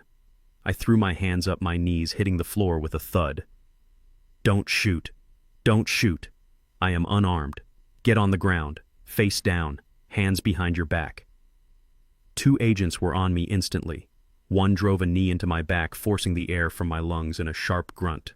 My face was pressed into the hardwood floor right next to a pile of Monopoly money. Bradley James, you are under arrest for securities fraud, wire fraud, and embezzlement, an agent shouted, reciting the charges with practiced speed. You have the right to remain silent. Nia stood against the wall, shaking violently. She wasn't arrested, but she was cornered. An officer approached her, less aggressive but firm. Ma'am, step away from the suspect. My father, Nia screamed, pointing a trembling finger at the empty spot where Malik used to sit. Where is my father? This is his house. He will tell you this is a mistake. The officer looked at her, then at the clipboard he was holding. Are you Nia Thompson? Yes, I am his daughter. Call him, he is traveling. He can fix this. The officer shook his head. Ma'am, we received a digital packet from Mr. Malik Thompson this morning at 800 hours. It contained a full dossier on your husband's illegal activities. Your father isn't fixing this. He is the one who reported it. Nia's mouth opened, but no sound came out. The betrayal was total. Malik hadn't just left us. He had handed us over. Another officer, a woman in a uniform, stepped forward, holding a piece of paper. It wasn't an arrest warrant. It was a document with the seal of the Veterans Housing Alliance. "Ma'am, are you a resident of this property?" "Yes, I grew up here. This is my house." According to the county recorder, the title of this property was transferred yesterday to the Veterans Housing Alliance, the officer said, her voice devoid of sympathy. "We have a writ of possession here. The new owners have requested immediate vacancy. You are trespassing on private property." "Trespassing," Naya shrieked. "This is my childhood home." "Not anymore," the officer said. "You have 5 minutes to gather your personal effects and vacate the premises. Anything left behind will be considered abandoned property." Nia looked around the room. She looked at the silver she had packed, the boxes of valuables she had intended to sell. "I can't leave. I have nowhere to go." My son needs a home." "You should have thought of that before you tried to defraud a senior citizen," the officer muttered, low enough that only Nia could hear. Meanwhile, they were hauling me to my feet. I looked wrecked. My expensive suit was covered in dust from the floor. My hair was wild. There was snot running from my nose. I looked at Nia, my eyes pleading. "Naya, call the lawyer. Call the guy your dad uses. Get me out of this." Nia looked at me. She looked at the man who had promised her the world, the man who had convinced her that her father was a burden, the man who had spent her retirement fund on a mistress. She looked at the photo of the blonde woman lying on the table. "Call him yourself," she whispered. "Let's go," the agent shouted, shoving me toward the broken front door. I struggled, twisting in the cuffs. Malik, you old bastard. You can't do this. I will kill you. I will find you, and I will kill you." My threats faded as they dragged me out into the daylight, into the view of the gathering crowd of neighbors. Mrs. Gable from across the street was watching. Mr. Henderson was filming with his phone. I, the man who thought I was better than this neighborhood, was being paraded through it in chains. Nia was left standing in the ruins of the dining room. The officer checked her watch. 4 minutes, ma'am." Nia scrambled. She didn't grab the silver. She didn't grab the art. She grabbed her purse. She grabbed her coat. She grabbed the picture of Leo from her wallet. She ran out the door, stumbling past the broken jamb. She stood on the lawn, shivering in the morning air, watching as they shoved me into the back of a black SUV. She looked back at the house. The front door hung open, broken and gaping like a wound. Inside, she could see the empty walls, the bare floors, and the cardboard box that had held her inheritance. She realized then that she wasn't just homeless. She was an orphan. She had orphaned herself by choice, trading a father who loved her for a husband who used her. The officer placed a hand on her shoulder. "Ma'am, you need to leave the property. Now." Naya took a step back onto the public sidewalk. She watched as a crew from the Veterans Housing Alliance pulled up in a van, ready to board up the windows and change the locks. She reached for her phone to call Malik again, out of habit, out of desperation. Then she remembered. Disconnected. She sank down onto the curb, put her head in her hands, and for the first time in her life she truly screamed. The rain lashed against the floor-to-ceiling glass of my penthouse in the Minato district of Tokyo, creating a shimmering curtain that blurred the neon glow of the city below. In the distance, the Tokyo Tower stood like a beacon of orange steel piercing the gray sky, a structure I had admired for decades, not just for its engineering, but for its resilience. I stood there wrapped in a silk robe that cost more than the car Brad drove, sipping a cup of sencha tea that had been harvested by monks in Kyoto. The silence here was different from the silence in my house in America. That silence had been heavy, filled with the ghosts of a marriage and the tension of a family falling apart. The silence here was clean. It was the silence of altitude, of money, of absolute and total privacy. For 10 years, this apartment had been my sanctuary. I bought it under a shell company shortly after Etta died, using the dividends from the Asian markets I had quietly cornered. My family thought I was grieving in a fishing cabin in Michigan during my annual trips. They never knew I was here sitting on Italian leather sofas, surrounded by original art, designing buildings for clients who respected my name. They thought I was a dusty old man counting pennies. They did not know I was a titan in exile. I turned away from the window and walked across the room. The floor was heated marble, smooth and warm against my bare feet. I approached the sleek black desk that dominated the center of the room. It was a minimalist masterpiece, devoid of clutter, quite the opposite of the mahogany desk in my old study, which had been piled high with fake bills and old blueprints. On this desk sat only a single laptop, its aluminum casing glowing softly in the dim light. I sat down in the ergonomic chair, feeling the leather conform to my back. I took a deep breath, inhaling the scent of expensive cedar and rain. It was time. I opened the laptop. The screen flared to life. I did not check my email. I did not check the stock market. I opened a secure application connected to the server I had installed in the old house years ago. The feed loaded.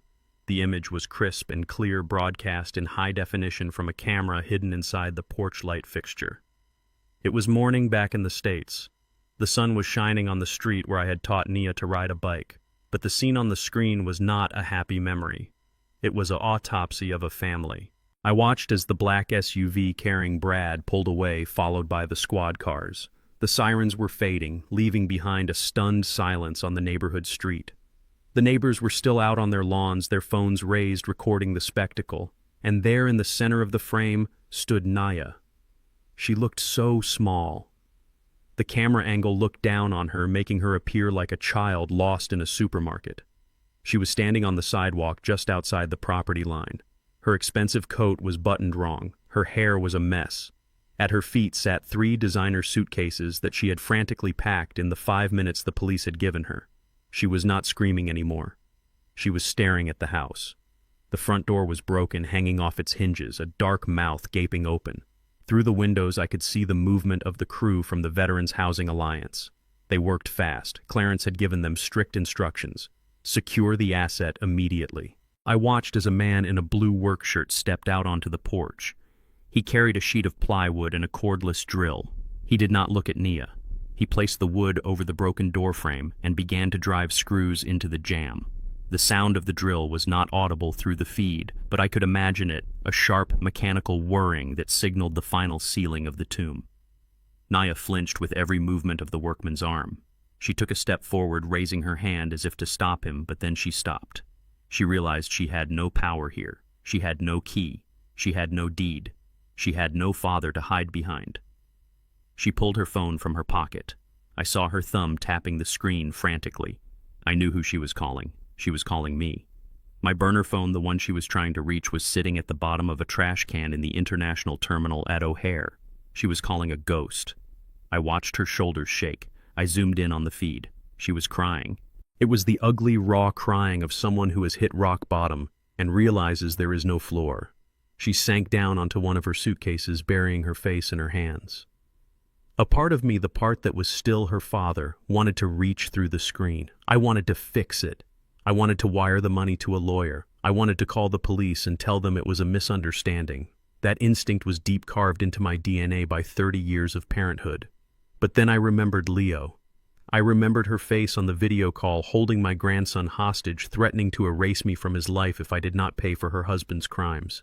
I remembered her eating my gumbo and telling me I was a burden who deserved to be locked away. I did not laugh. There was no joy in this victory. It was a necessary amputation, but it still hurt to lose the limb. I let out a long, slow sigh. It was a sound of release, of letting go of a weight I had carried for too long. "Goodbye, Nia," I whispered to the empty room. I closed the laptop. The screen went black, cutting off the image of my weeping daughter. I did not need to see any more.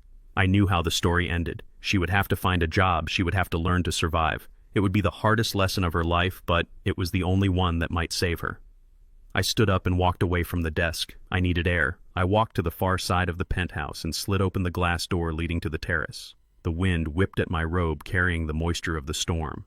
I stepped out into the garden. It was a rooftop oasis, a traditional Japanese garden transplanted into the sky. There were manicured pine trees, stone lanterns, and a path of river rocks that wound through patches of moss. In the center was a koi pond, the water dark and still disturbed only by the gentle drops of rain. I walked along the stone path, feeling the cold seep into my feet. It felt real. It felt grounding. I stopped by the edge of the pond and looked down. The orange and white fish glided beneath the surface, silent and graceful, indifferent to the chaos of the human world. I looked up at the sky. The clouds were breaking, revealing a sliver of moon. I was alone in a foreign country. I had no family left. My son-in-law was in prison. My daughter was homeless. My grandson was caught in the middle. It was a tragedy of Shakespearean proportions. But as I stood there breathing in the wet city air, I felt a strange sensation blooming in my chest. It was peace. For the first time in years, I did not have to look over my shoulder. I did not have to worry about who was stealing from me. I did not have to pretend to be less than I was to make others feel comfortable. I was Malik Thompson. I was free. I wrapped my robe tighter around me and continued to walk through the garden. Tomorrow, I would call Clarence. I would tell him to liquidate the Florida land. I would tell him to start the scholarship fund for young black architects. I would start building something new, something that would last longer than a house or a bank account. My life was not over. It was just beginning. And this time, I would build it on a foundation that no one could ever tear down. 3 weeks later, and 5,000 miles away from my peace in Tokyo, my daughter Nia sat on the edge of a stained mattress in a roadside motel on the outskirts of Chicago. The room smelled of stale cigarette smoke and despair, a sharp contrast to the lavender-scented linens she was used to. Her designer suitcases were stacked in the corner, but they were lighter now. She had visited 3 pawn shops in 2 days. The diamond earrings Etta had left her were gone. The Cartier watch Brad had bought her with stolen money was gone. Even her collection of vintage handbags was gone, sold for pennies on the dollar to a man behind bulletproof glass who didn't care about her sob story. She was down to her last $3,000. It was enough to pay for rent and food for a few months if she was careful. But Nia was not trying to survive. She was trying to win. She checked her phone. It was a cheap prepaid model because her service had been cut off days ago. It was 2:58 p.m. At exactly 3 p.m. a heavy knock rattled the thin door. Nia jumped, smoothing down her wrinkled skirt. She opened the door to find a man standing in the humid hallway. He was short, thick-set, and wore a suit that had seen better decades. His name was Mr. Vance, a private investigator she had found in the back of a phone book because the reputable firms had refused to take her case without a retainer she couldn't afford. "Did you find him?" Nia asked, her voice tight with a mixture of hope and desperation. Is he okay?" Vance pushed past her into the room without waiting for an invitation. He threw a thick manila folder onto the wobbly table and collapsed into the single armchair, the springs groaning under his weight. He looked at Nia with an expression that was hard to read. It wasn't pity, it was closer to disbelief. "I found him," Vance said, wiping sweat from his forehead with a handkerchief. "It wasn't easy. The man covers his tracks better than a ghost, but everyone leaves a paper trail if you know where to look."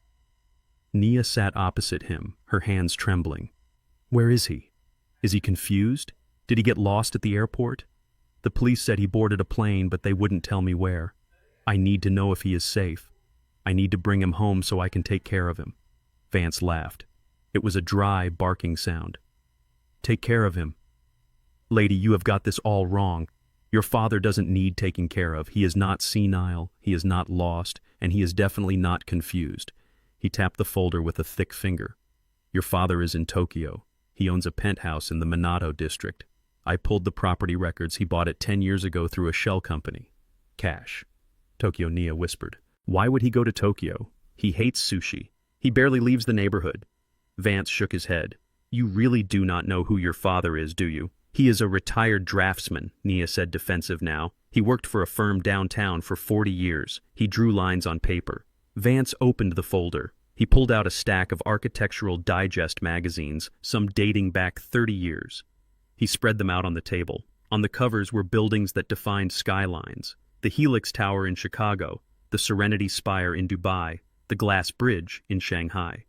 He pointed to a small credit line in the corner of a blueprint photo.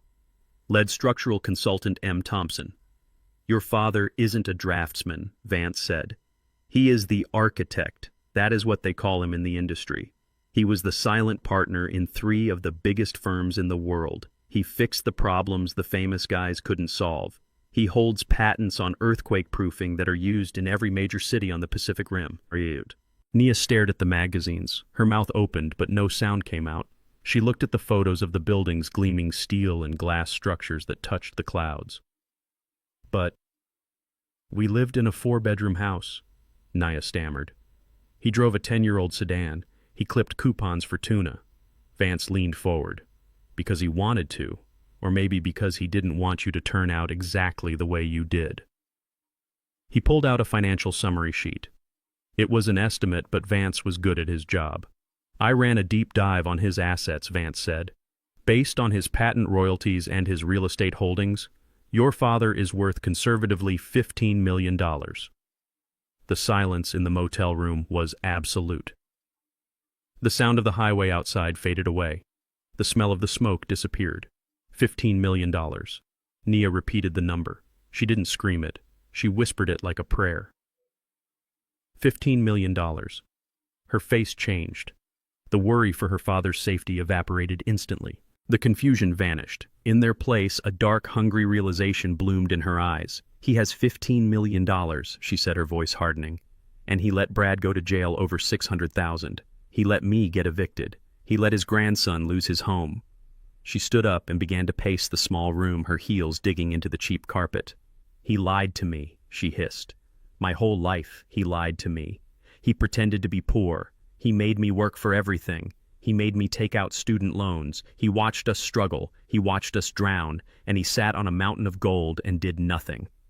Vance watched her, his eyes narrowing. He gave you a house lady. He paid your bills for years. From what I can see, he gave you plenty. He gave me crumbs, Nia screamed, spinning around. Crumbs. If I had known he had that kind of money, Brad wouldn't have had to steal. We could have lived the life we deserved. That money belongs to the family. It belongs to me. She grabbed the folder, clutching it to her chest. He is senile, she said suddenly, her eyes wide and manic. He has to be. No sane father would do this to his daughter. He is hoarding it. He is paranoid. He ran away to Japan because he is losing his mind, and he took my inheritance with him. Vance stood up, looking at her with disgust. He looked pretty sane in the surveillance photos I got from my contact in Tokyo. He was drinking tea and reading a book. He is sick, Nia insisted. And I am his next of kin.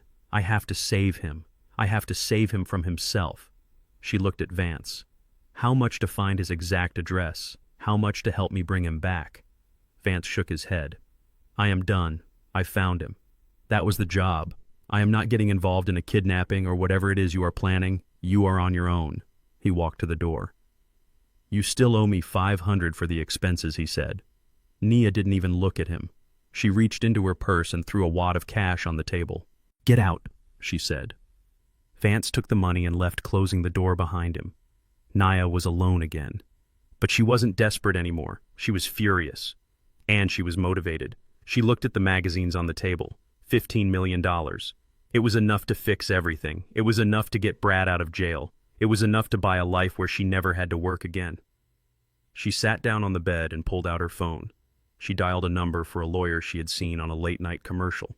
A lawyer who advertised that he fought for the rights of the family. She waited for the line to connect her fingers, tracing the outline of the Helix Tower on the magazine cover. Hello, she said when a receptionist answered.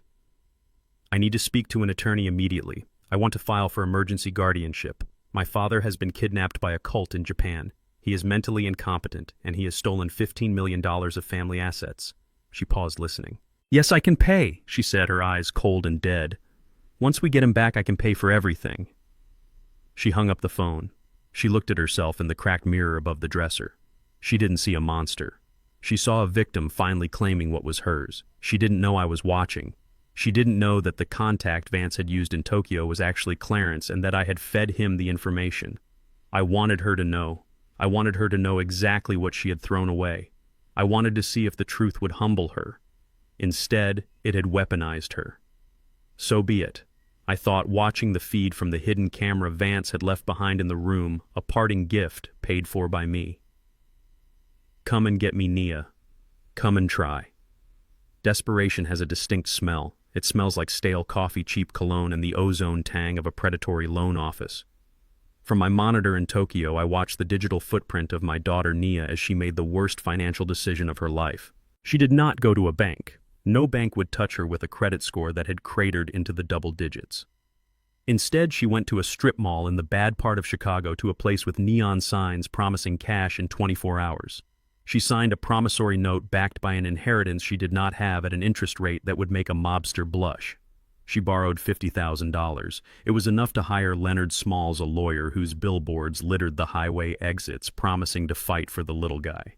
Nia was not the little guy. She was a shark that had lost its teeth trying to buy a new set of jaws. She filed the motion on a Tuesday. Emergency petition for guardianship. The document was a masterpiece of fiction.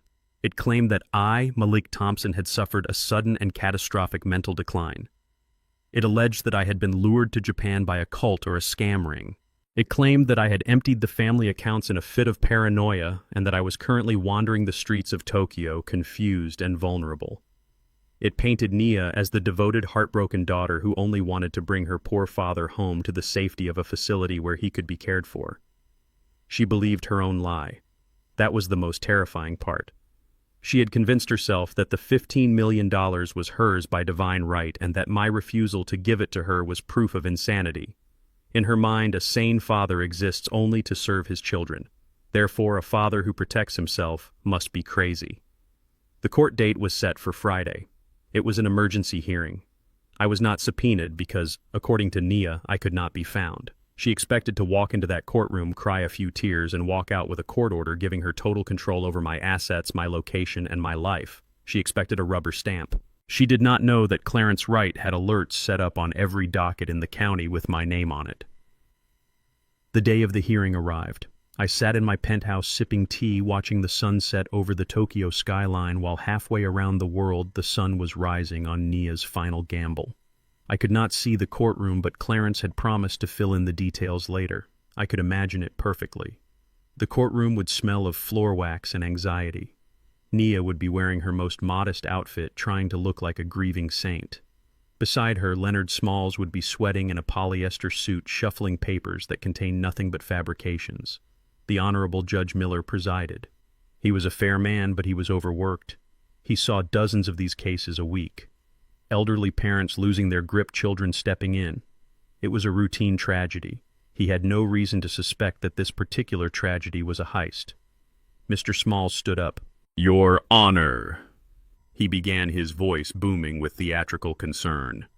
"We are here today to save a life. My client, Ms. Nia Thompson, is living a nightmare. Her father, a respected member of the community, has suffered a complete psychotic break. He has liquidated his assets, abandoned his home, and fled the country. We believe he is being held against his will or is under the influence of bad actors. We are asking the court to grant immediate temporary guardianship so that Ms. Thompson can freeze the remaining assets and coordinate with the State Department to bring her father home for medical treatment." Nia sniffled on cue. She dabbed at her eyes with a tissue. "I just want my dad back." "Your Honor," she whispered loud enough for the microphone to catch. "I just want him to be safe. He is not himself. He would never leave me. He would never leave his grandson." Judge Miller looked at the empty table where the defendant I was supposed to be sitting. It was a powerful image. The empty chair suggested flight. It suggested guilt. It suggested absence. "Is there anyone here to represent Mr. Thompson?" the judge asked, looking at the empty chair. Mr. Smalls smirked. "We served notice at his last known address, Your Honor. The house is empty. He has vanished. We believe he is unable to respond due to his condition." The judge nodded, reaching for his gavel, ready to sign the order that would turn me into a prisoner of my own daughter. And then the doors at the back of the courtroom opened. They did not bang open. They swung open with a heavy, dignified weight. Clarence Wright walked in. He was 82 years old. He moved with the slow, deliberate grace of a man who has carried history on his shoulders. He wore a three-piece suit that was older than Leonard Smalls and infinitely more expensive. He carried nothing but a single battered leather briefcase. He did not look at Nia. He did not look at Smalls. He walked down the center aisle, the tapping of his cane echoing in the silent room. "I am here to represent Mr. Malik Thompson," Clarence said, his voice like grinding stones. Smalls sputtered. "Objection. Who is this?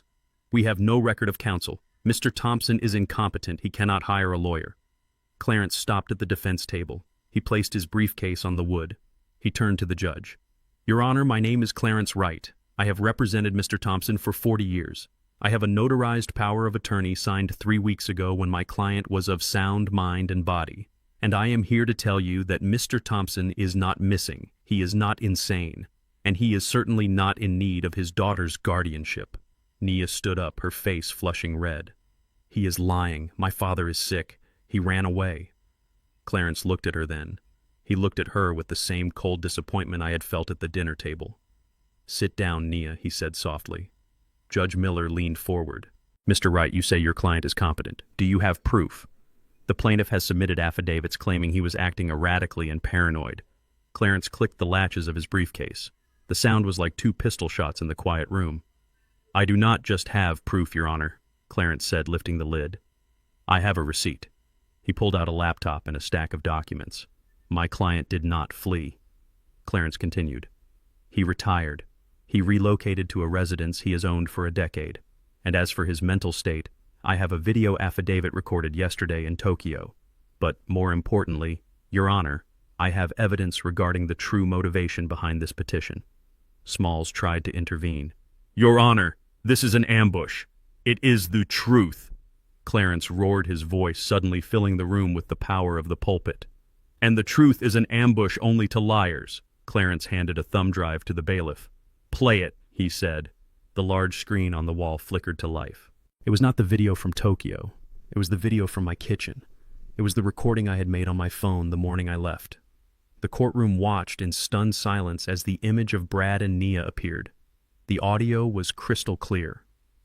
"We make him really lose his mind," Brad's voice said from the speakers. "We switch his medications. We hide his things." And then Nia's voice. "It is perfect. Once he is committed, we will have access to all his accounts. We can sell the house, collect his pension." The color drained from Nia's face. She looked like she was going to vomit. Smalls was frantically shoving papers into his briefcase, realizing he had just walked into a malpractice suit. Clarence stopped the video. "Your Honor," he said, "this is not a petition for guardianship. This is a confession of conspiracy to commit fraud, elder abuse, and kidnapping. Ms. Thompson does not want to save her father. She wants to incarcerate him so she can rob him." Judge Miller looked at Nia. His expression was terrifying. It was the look of a man who realizes his court has been used as a weapon. "Ms. Thompson," the judge said, his voice dangerously low, "is that your voice on the recording?" Nia did not answer. She couldn't. She was trembling so hard her teeth were chattering. The judge slammed his gavel down. "Petition denied with prejudice." "Mr. Wright, I assume you will be filing a countersuit." "We already have," Clarence said calmly, pulling another document from the magic briefcase. "We are also filing a formal complaint with the district attorney regarding the attempted fraud." Nia let out a wail, a sound of pure despair. She looked at Clarence. "Please, Mr. Wright. I did not mean it. It was Brad. Brad made me do it." Clarence ignored her. He closed his briefcase. He turned and walked out of the courtroom, leaving her alone with the judge, the bailiff, and the ruin of her life. From my screen in Tokyo, I closed the window. I poured another cup of tea. The legal warfare was over. The enemy had been routed, but the war was not done. There was still one loose end, one final lesson to be taught. Brad was still in jail waiting for bail. Nia was now legally branded an abuser, but they still had not learned. They still thought this was about money. I needed to show them it was about soul, and they were about to find out they didn't have one. The large LCD screen mounted on the wall of the courtroom flickered to life with a hum that seemed to vibrate through the heavy silence of the room. Clarence stood by the defense table, his hand resting lightly on his laptop like a conductor waiting to unleash a symphony of destruction. He did not look at Nia. He did not look at her lawyer, Leonard Smalls, who was currently wiping sweat from his forehead with a crumpled handkerchief. Clarence looked only at Judge Miller, ensuring that the man who held the power of law was paying absolute attention. I watched from my screen in Tokyo, my heart beating a slow, steady rhythm against my ribs. This was the moment. This was the autopsy of my relationship with my daughter, performed live in high definition. The video began. It was grainy at first, the timestamp in the corner reading 3 weeks prior. It was the kitchen of my house, the house I had built, the house I had given away. The angle was wide, capturing the entire room from the hidden camera I had installed in the smoke detector. Brad walked into the frame holding a beer. He looked agitated, pacing back and forth. Nia was sitting at the table, counting bills from her wallet. "We cannot wait for him to die naturally," Brad said, his voice booming through the courtroom speakers, clear and distorted by malice. "The old man is too healthy. He eats his vegetables. He walks every day. He is going to live to be 100, and by then we will be in prison." Nia looked up from her counting. Her face was not the face of a loving daughter. It was the face of a conspirator, "I know," she said. "I talked to the doctor again. He will not sign the competency papers without an exam. Dad is too sharp. He remembers everything." "Then we make him forget." Brad snapped, slamming his beer down. We mess with his pills. We gaslight him. We move his things around. We make him think he is losing it. Once he starts doubting himself, he will sign anything. We get power of attorney and we dump him in that state facility on 8th Street, the one with the mold problem. Who cares? He won't know the difference once the meds kick in. In the courtroom, a collective gasp swept through the gallery. The stenographer stopped typing, her hand flying to her mouth. Judge Miller leaned forward, his eyes narrowing into slits. But the video continued. It cut to a different day. Nia was on the phone pacing the living room. "I do not care if he is my father," she was screaming into the receiver. "He is a burden. He is a stingy, selfish old man who is sitting on a gold mine while his family suffers. I deserve that house. I deserve that money. I put up with him for 30 years. I listened to his boring stories. I ate his terrible cooking. I earned this. If he has to spend his last years drooling in a wheelchair so I can have a life, then so be it. He owes me." The audio was crisp. Every hateful syllable hung in the air like toxic smoke. Nia in the courtroom let out a strangled cry. "That is not true!" she shrieked, jumping up from her chair. "That is edited. That is a deep fake. He is using AI to frame me." "Sit down!" Judge Miller barked, his voice like a thunderclap. His gavel struck the wood block with a violence that made everyone jump. "Counsel, control your client or I will have her removed." Smalls pulled Nia back down, his face pale. He knew right then that his career might be over for even bringing this case to court. Clarence let the video run. It showed Brad laughing about how easy it would be to sell my tools. It showed Nia complaining that I hadn't died of a heart attack yet. It showed the banality of their evil, the casual way they discussed dismantling a human life over coffee and toast. Then the screen went black. The silence that followed was heavier than the one before. It was a silence filled with disgust. It was the silence of people who have just looked into a sewer and realized they are standing in it. Clarence closed his laptop with a soft click. "Your Honor," he said, his voice calm and resonant. "The defense rests." Judge Miller slowly took off his reading glasses. He placed them on the bench. He rubbed the bridge of his nose as if trying to massage away the headache that the video had undoubtedly caused. He looked at Nia. He looked at her, not as a plaintiff, not as a grieving daughter, but as something he had scraped off his shoe. "I have sat on this bench for 20 years. The judge began, his voice low and dangerous. "I have seen thieves. I have seen murderers. I have seen people do terrible things to each other for money. But rarely, Mrs. Thompson, have I seen such a naked display of avarice and cruelty directed at a parent." Nia was shaking her head, tears streaming down her face. Tears of terror, not remorse. "Your Honor, please, you do not understand. We were desperate. We were in debt. Debt is a financial state." Judge Miller interrupted, his voice rising. "It is not a license to conspire to kidnap and chemically lobotomize your father. You came into my court today asking for guardianship. You asked me to give you legal control over the man you plan to destroy. You lied in your affidavits. You lied to your counsel. You lied to this court."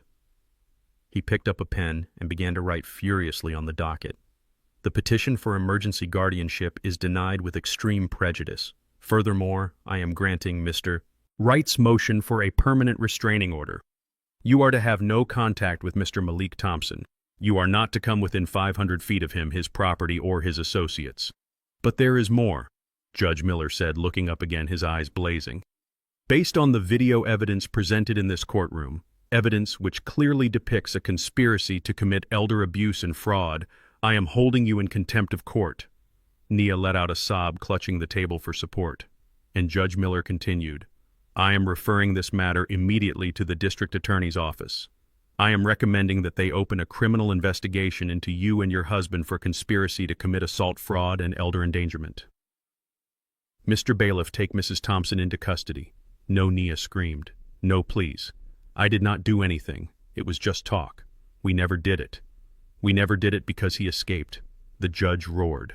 "You are not innocent because you failed. You are guilty because you tried." Two bailiffs moved toward the plaintiff's table. Smalls stepped away from her, distancing himself from the radioactive fallout. Nia looked around the room, searching for an ally, searching for sympathy.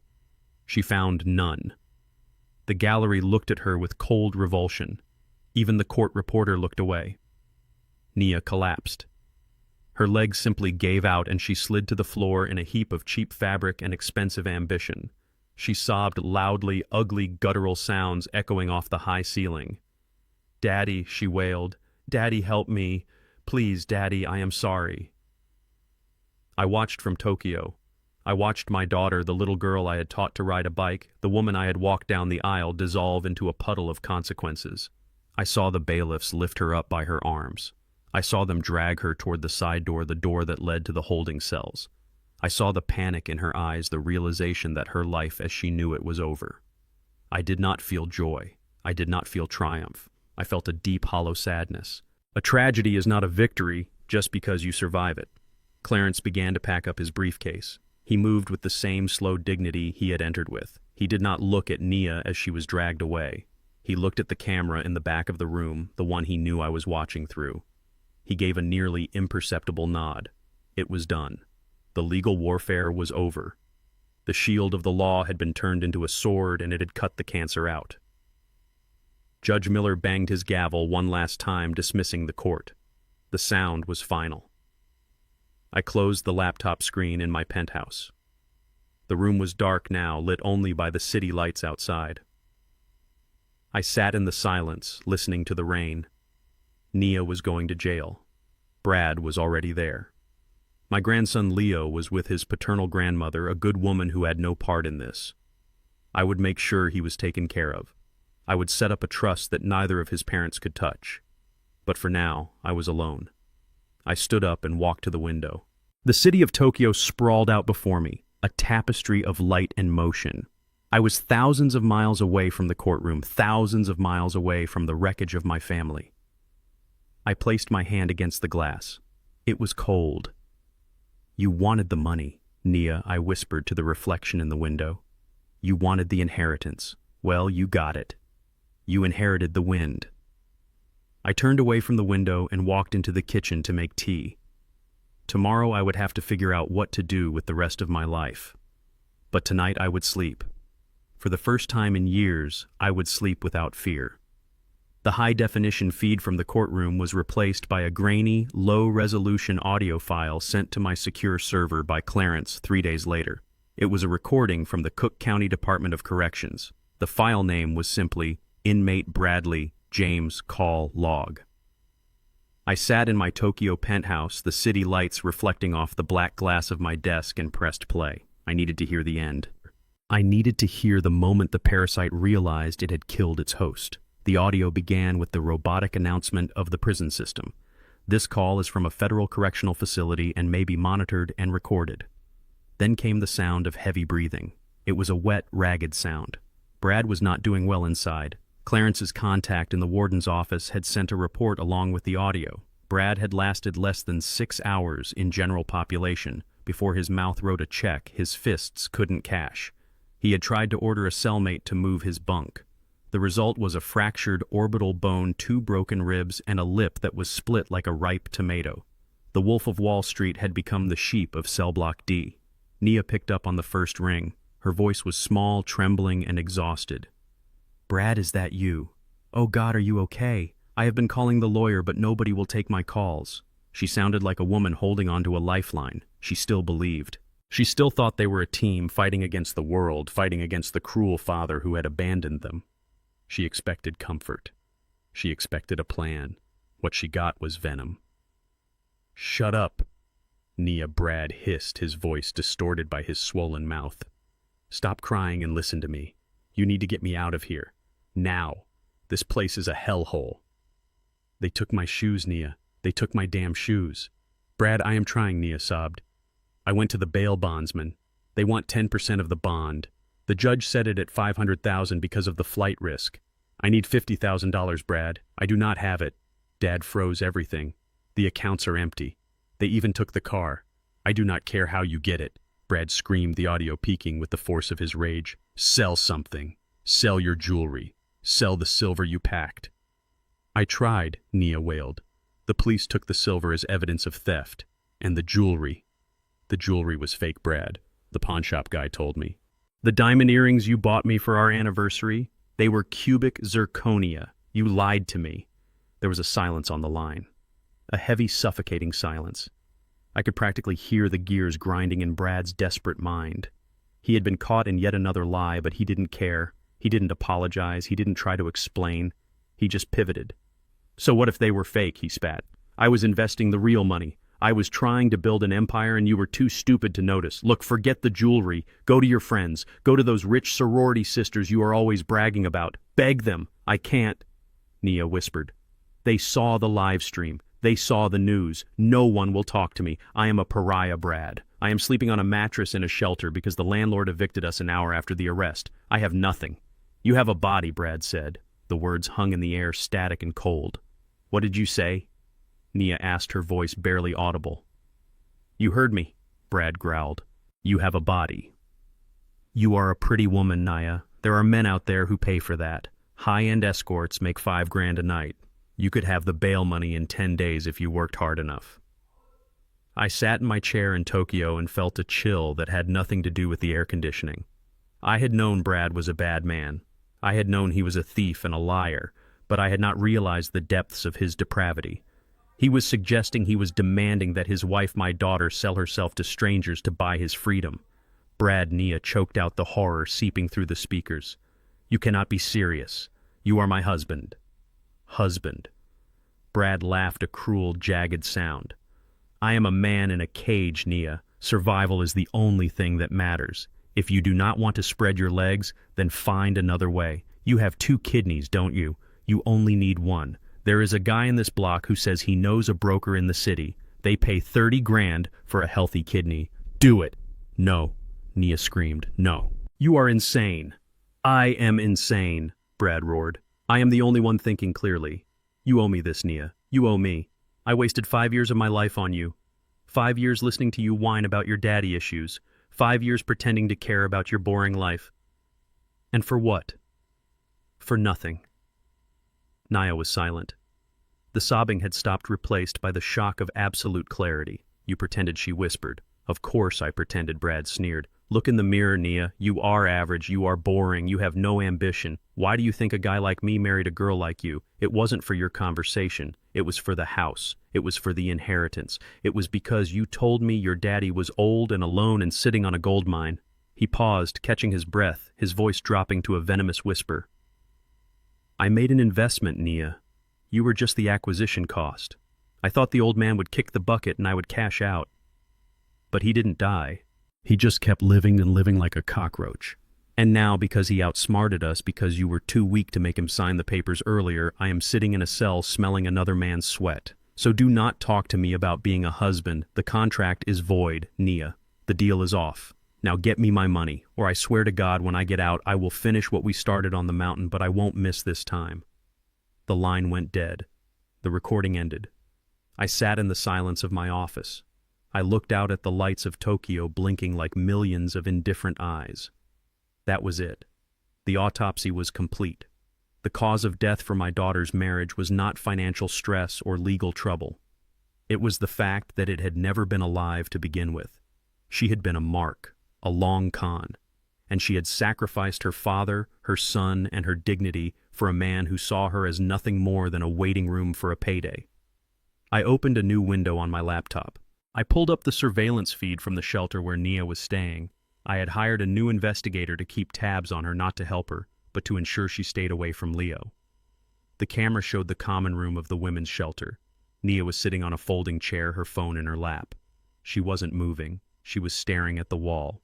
Her face was a mask of devastation. The illusion was gone. The narrative she had told herself that she and Brad were partners against the world, that they were Romeo and Juliet persecuted by a cruel father, had been incinerated by the truth. She was not a partner. She was a pawn, and the king had just sacrificed her to save himself. She looked down at her hands. She took off her wedding ring. It was a simple band, the diamond having been pawned days ago. She looked at it for a long time. Then she stood up and walked to the trash can in the corner of the room. She dropped the ring into the garbage. She walked back to her chair and sat down. She put her head in her hands. She didn't cry. She was past crying. She was in the hollow place that comes after the end of the world. I watched her for a minute longer. I felt a pang of pity, but I pushed it down.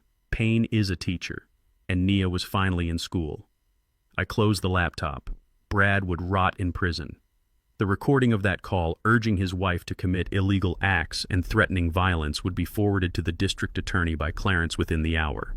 It would add another 10 years to his sentence. He would never hurt anyone again. And Nia was on her own. She had hit the bottom. Now she had to decide if she was going to stay there or if she was going to climb. I stood up and walked to the window. The rain had stopped. The moon was out. I am Malik Thompson. I had destroyed my enemies. I had saved my legacy. But looking at my broken daughter alone in a shelter, I knew that victory has a taste, and it tastes like ashes. 6 months is a long time when you are living it minute by minute in a hell of your own making. For my daughter Nia, time had ceased to be measured in social calendar events or shopping trips.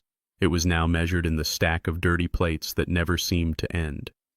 She was working the dinner shift at a diner 3 towns over from where she used to live.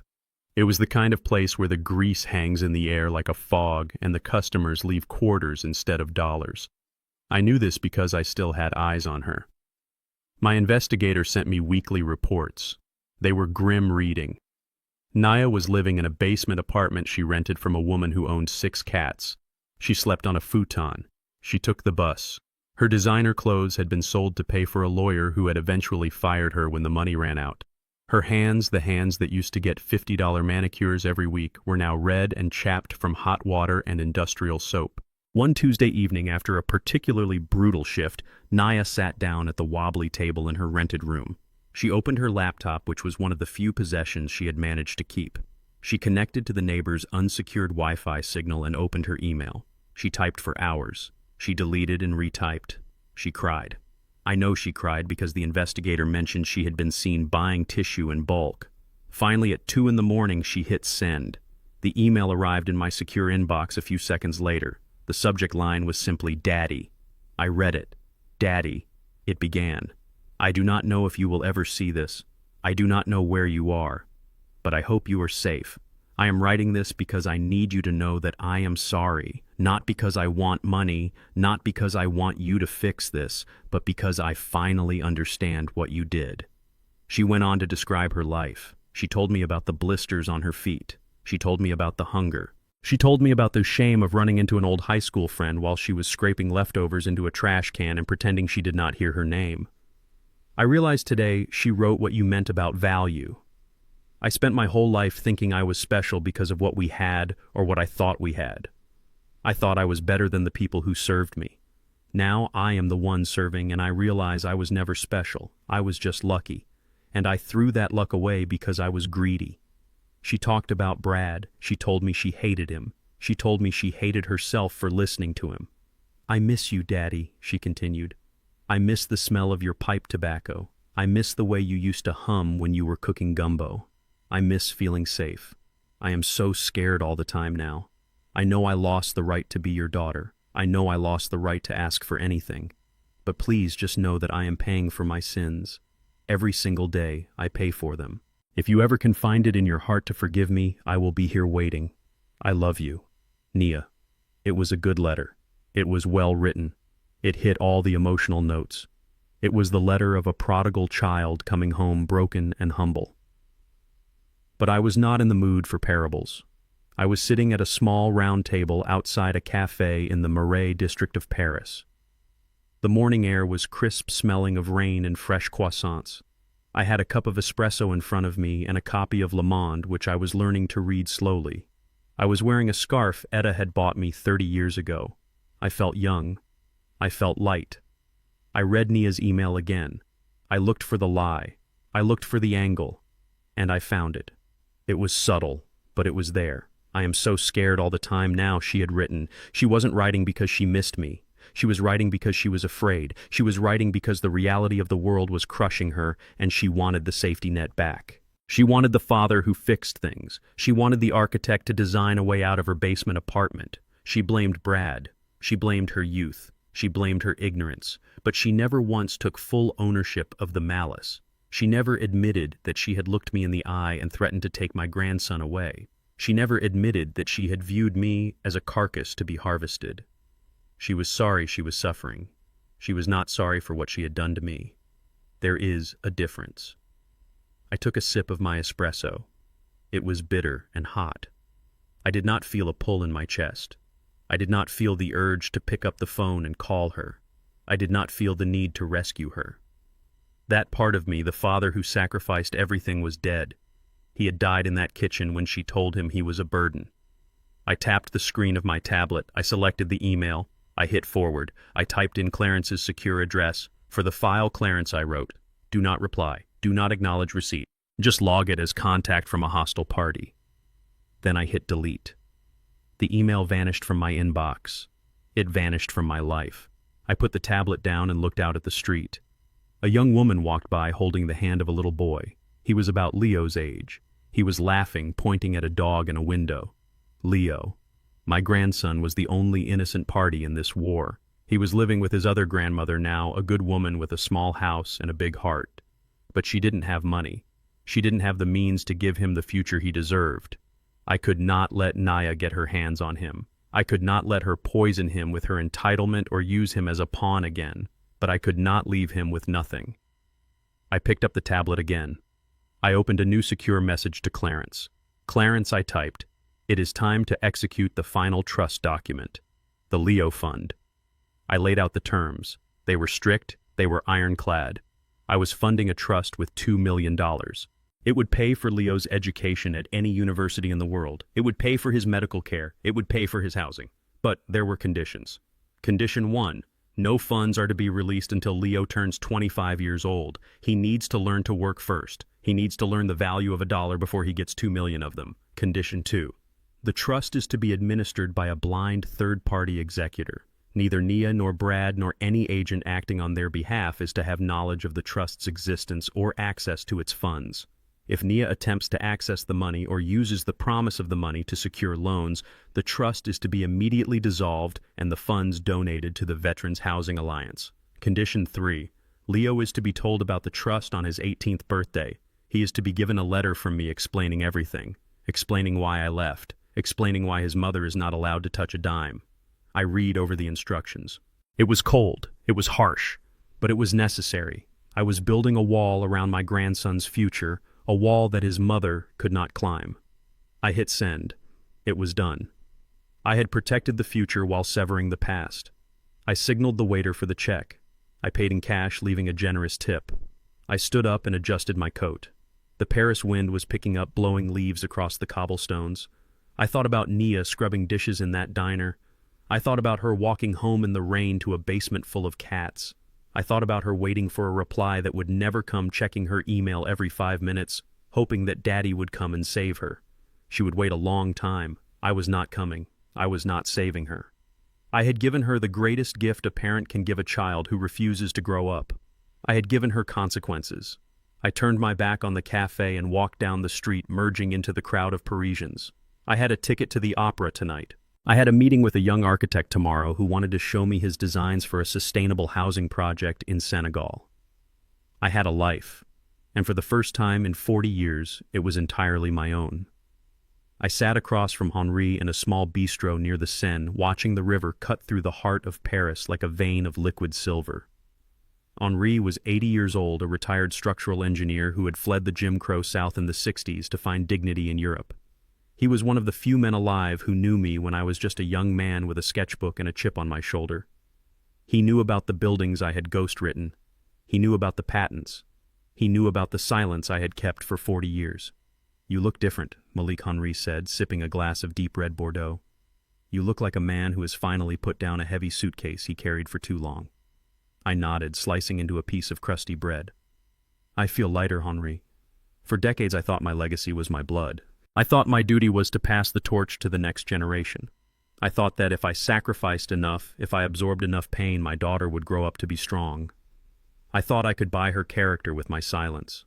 Henri laughed, a dry, rasping sound that signaled a lifetime of hard-earned wisdom. "We all make that mistake, my friend. We think our children are extensions of ourselves. We think we can mold them like clay. But they are not clay. They are seeds.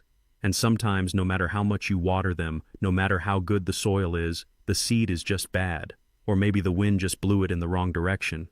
He leaned forward, his dark eyes intense. "You did not fail her, Malik. She failed herself. You gave her a foundation. She chose to build a shack on it instead of a cathedral. That is not on you. I looked out at the people walking along the riverbank. Couples holding hands, students reading books, old men feeding birds. They were all living their lives oblivious to the drama that had consumed mine. I realized something today, I said. I realized that family is not a suicide pact. It is not a mandate to let someone drain you dry just because they share your DNA. I cut off a limb to save the body, Henri, and I do not regret it. Henri raised his glass in a toast. To the body, then, and to the life that remains. We finished our meal in comfortable silence, the kind that only exists between old friends who have nothing left to prove. When the check came, I paid it. I did not check the balance. I did not worry about the cost. Come with me, I said, standing up. I want to show you something.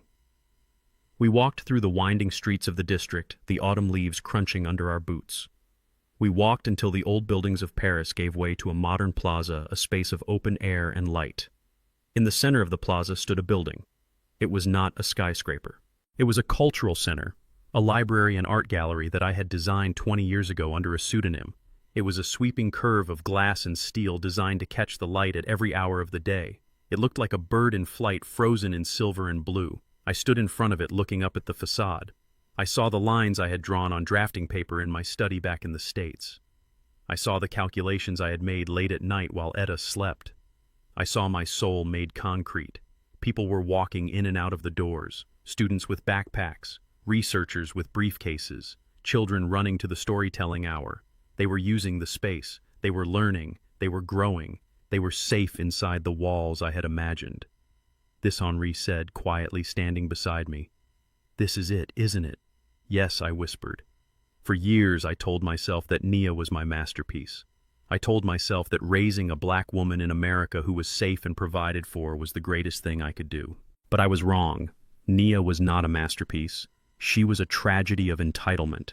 This building, this structure that served thousands of people I would never meet, this was my masterpiece. This was my legacy. It did not ask me for money. It did not lie to me. It did not try to put me in a home. It simply stood. It stood strong against the wind and the rain and the passage of time. It gave shelter. It gave knowledge. I reached into my pocket and pulled out my phone. It was a new phone, one I had bought in Tokyo, but it was linked to the old life. It was the only tether left. I looked at the screen. There were no notifications, no emails from Nia, no updates from the lawyers. Silence. I thought about the plot of land I still owned in Florida. It was a prime piece of real estate beachfront, untouched. I had been saving it. I had thought maybe one day Nia would build a vacation home there. I dialed Clarence's number. Clarence, I said when he answered. Malik, everything is quiet on this end. Nia is, well, she is surviving. Brad is awaiting trial. Good, I said. I am calling about the Florida land. You want to sell it? Clarence asked. No, I said. I want to donate it. All of it. Transfer the deed to the National Trust for Historic Preservation. Tell them to turn it into a park. A public park.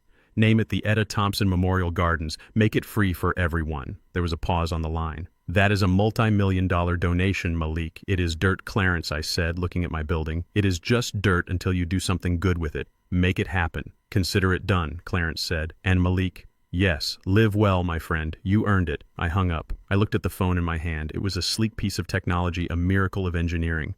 But in that moment, it felt like a shackle. It felt like a leash that could tug me back to the pain, back to the disappointment, back to the basement apartment where my daughter was paying for her sins. I did not want to know anymore. I did not want the updates. I did not want the spy reports. I did not want to know if she climbed out of the hole or if she stayed there. I had given her the lesson. The rest was up to her.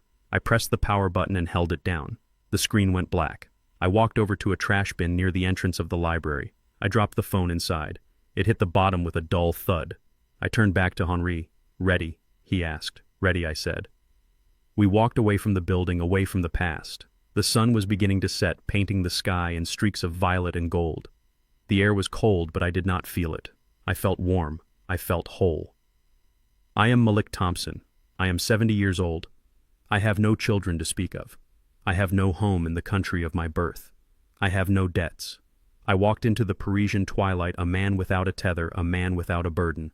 They say you cannot take it with you when you die. That is true. But what they do not tell you is that you do not have to give it to the people who hate you while you are alive. You can give it to the world. you can give it to yourself. I took a deep breath of the city air. It tasted like freedom, and for the first time in my life, I was not building for anyone else. I was just living. And that was the greatest design of all. We often spend our lives believing that family is a permanent bond that requires endless sacrifice regardless of how we are treated. But Malik's journey teaches us a brutal yet necessary truth. Blood does not grant a license to abuse. True family is defined by mutual respect, loyalty, and genuine love, not by DNA or inheritance. By walking away, Malik didn't just save his fortune, he reclaimed his dignity. He showed us that sometimes the most loving thing you can do for toxic people is to let them face the consequences of their own actions, even if it breaks your heart to do it. You are never too old to start over, and you are never required to set yourself on fire just to keep others warm. If you agree that respect is earned and not inherited, hit that like button and subscribe for more stories of justice. Let me know in the comments. Would you have left the box for Nia, or would you have just disappeared without a word?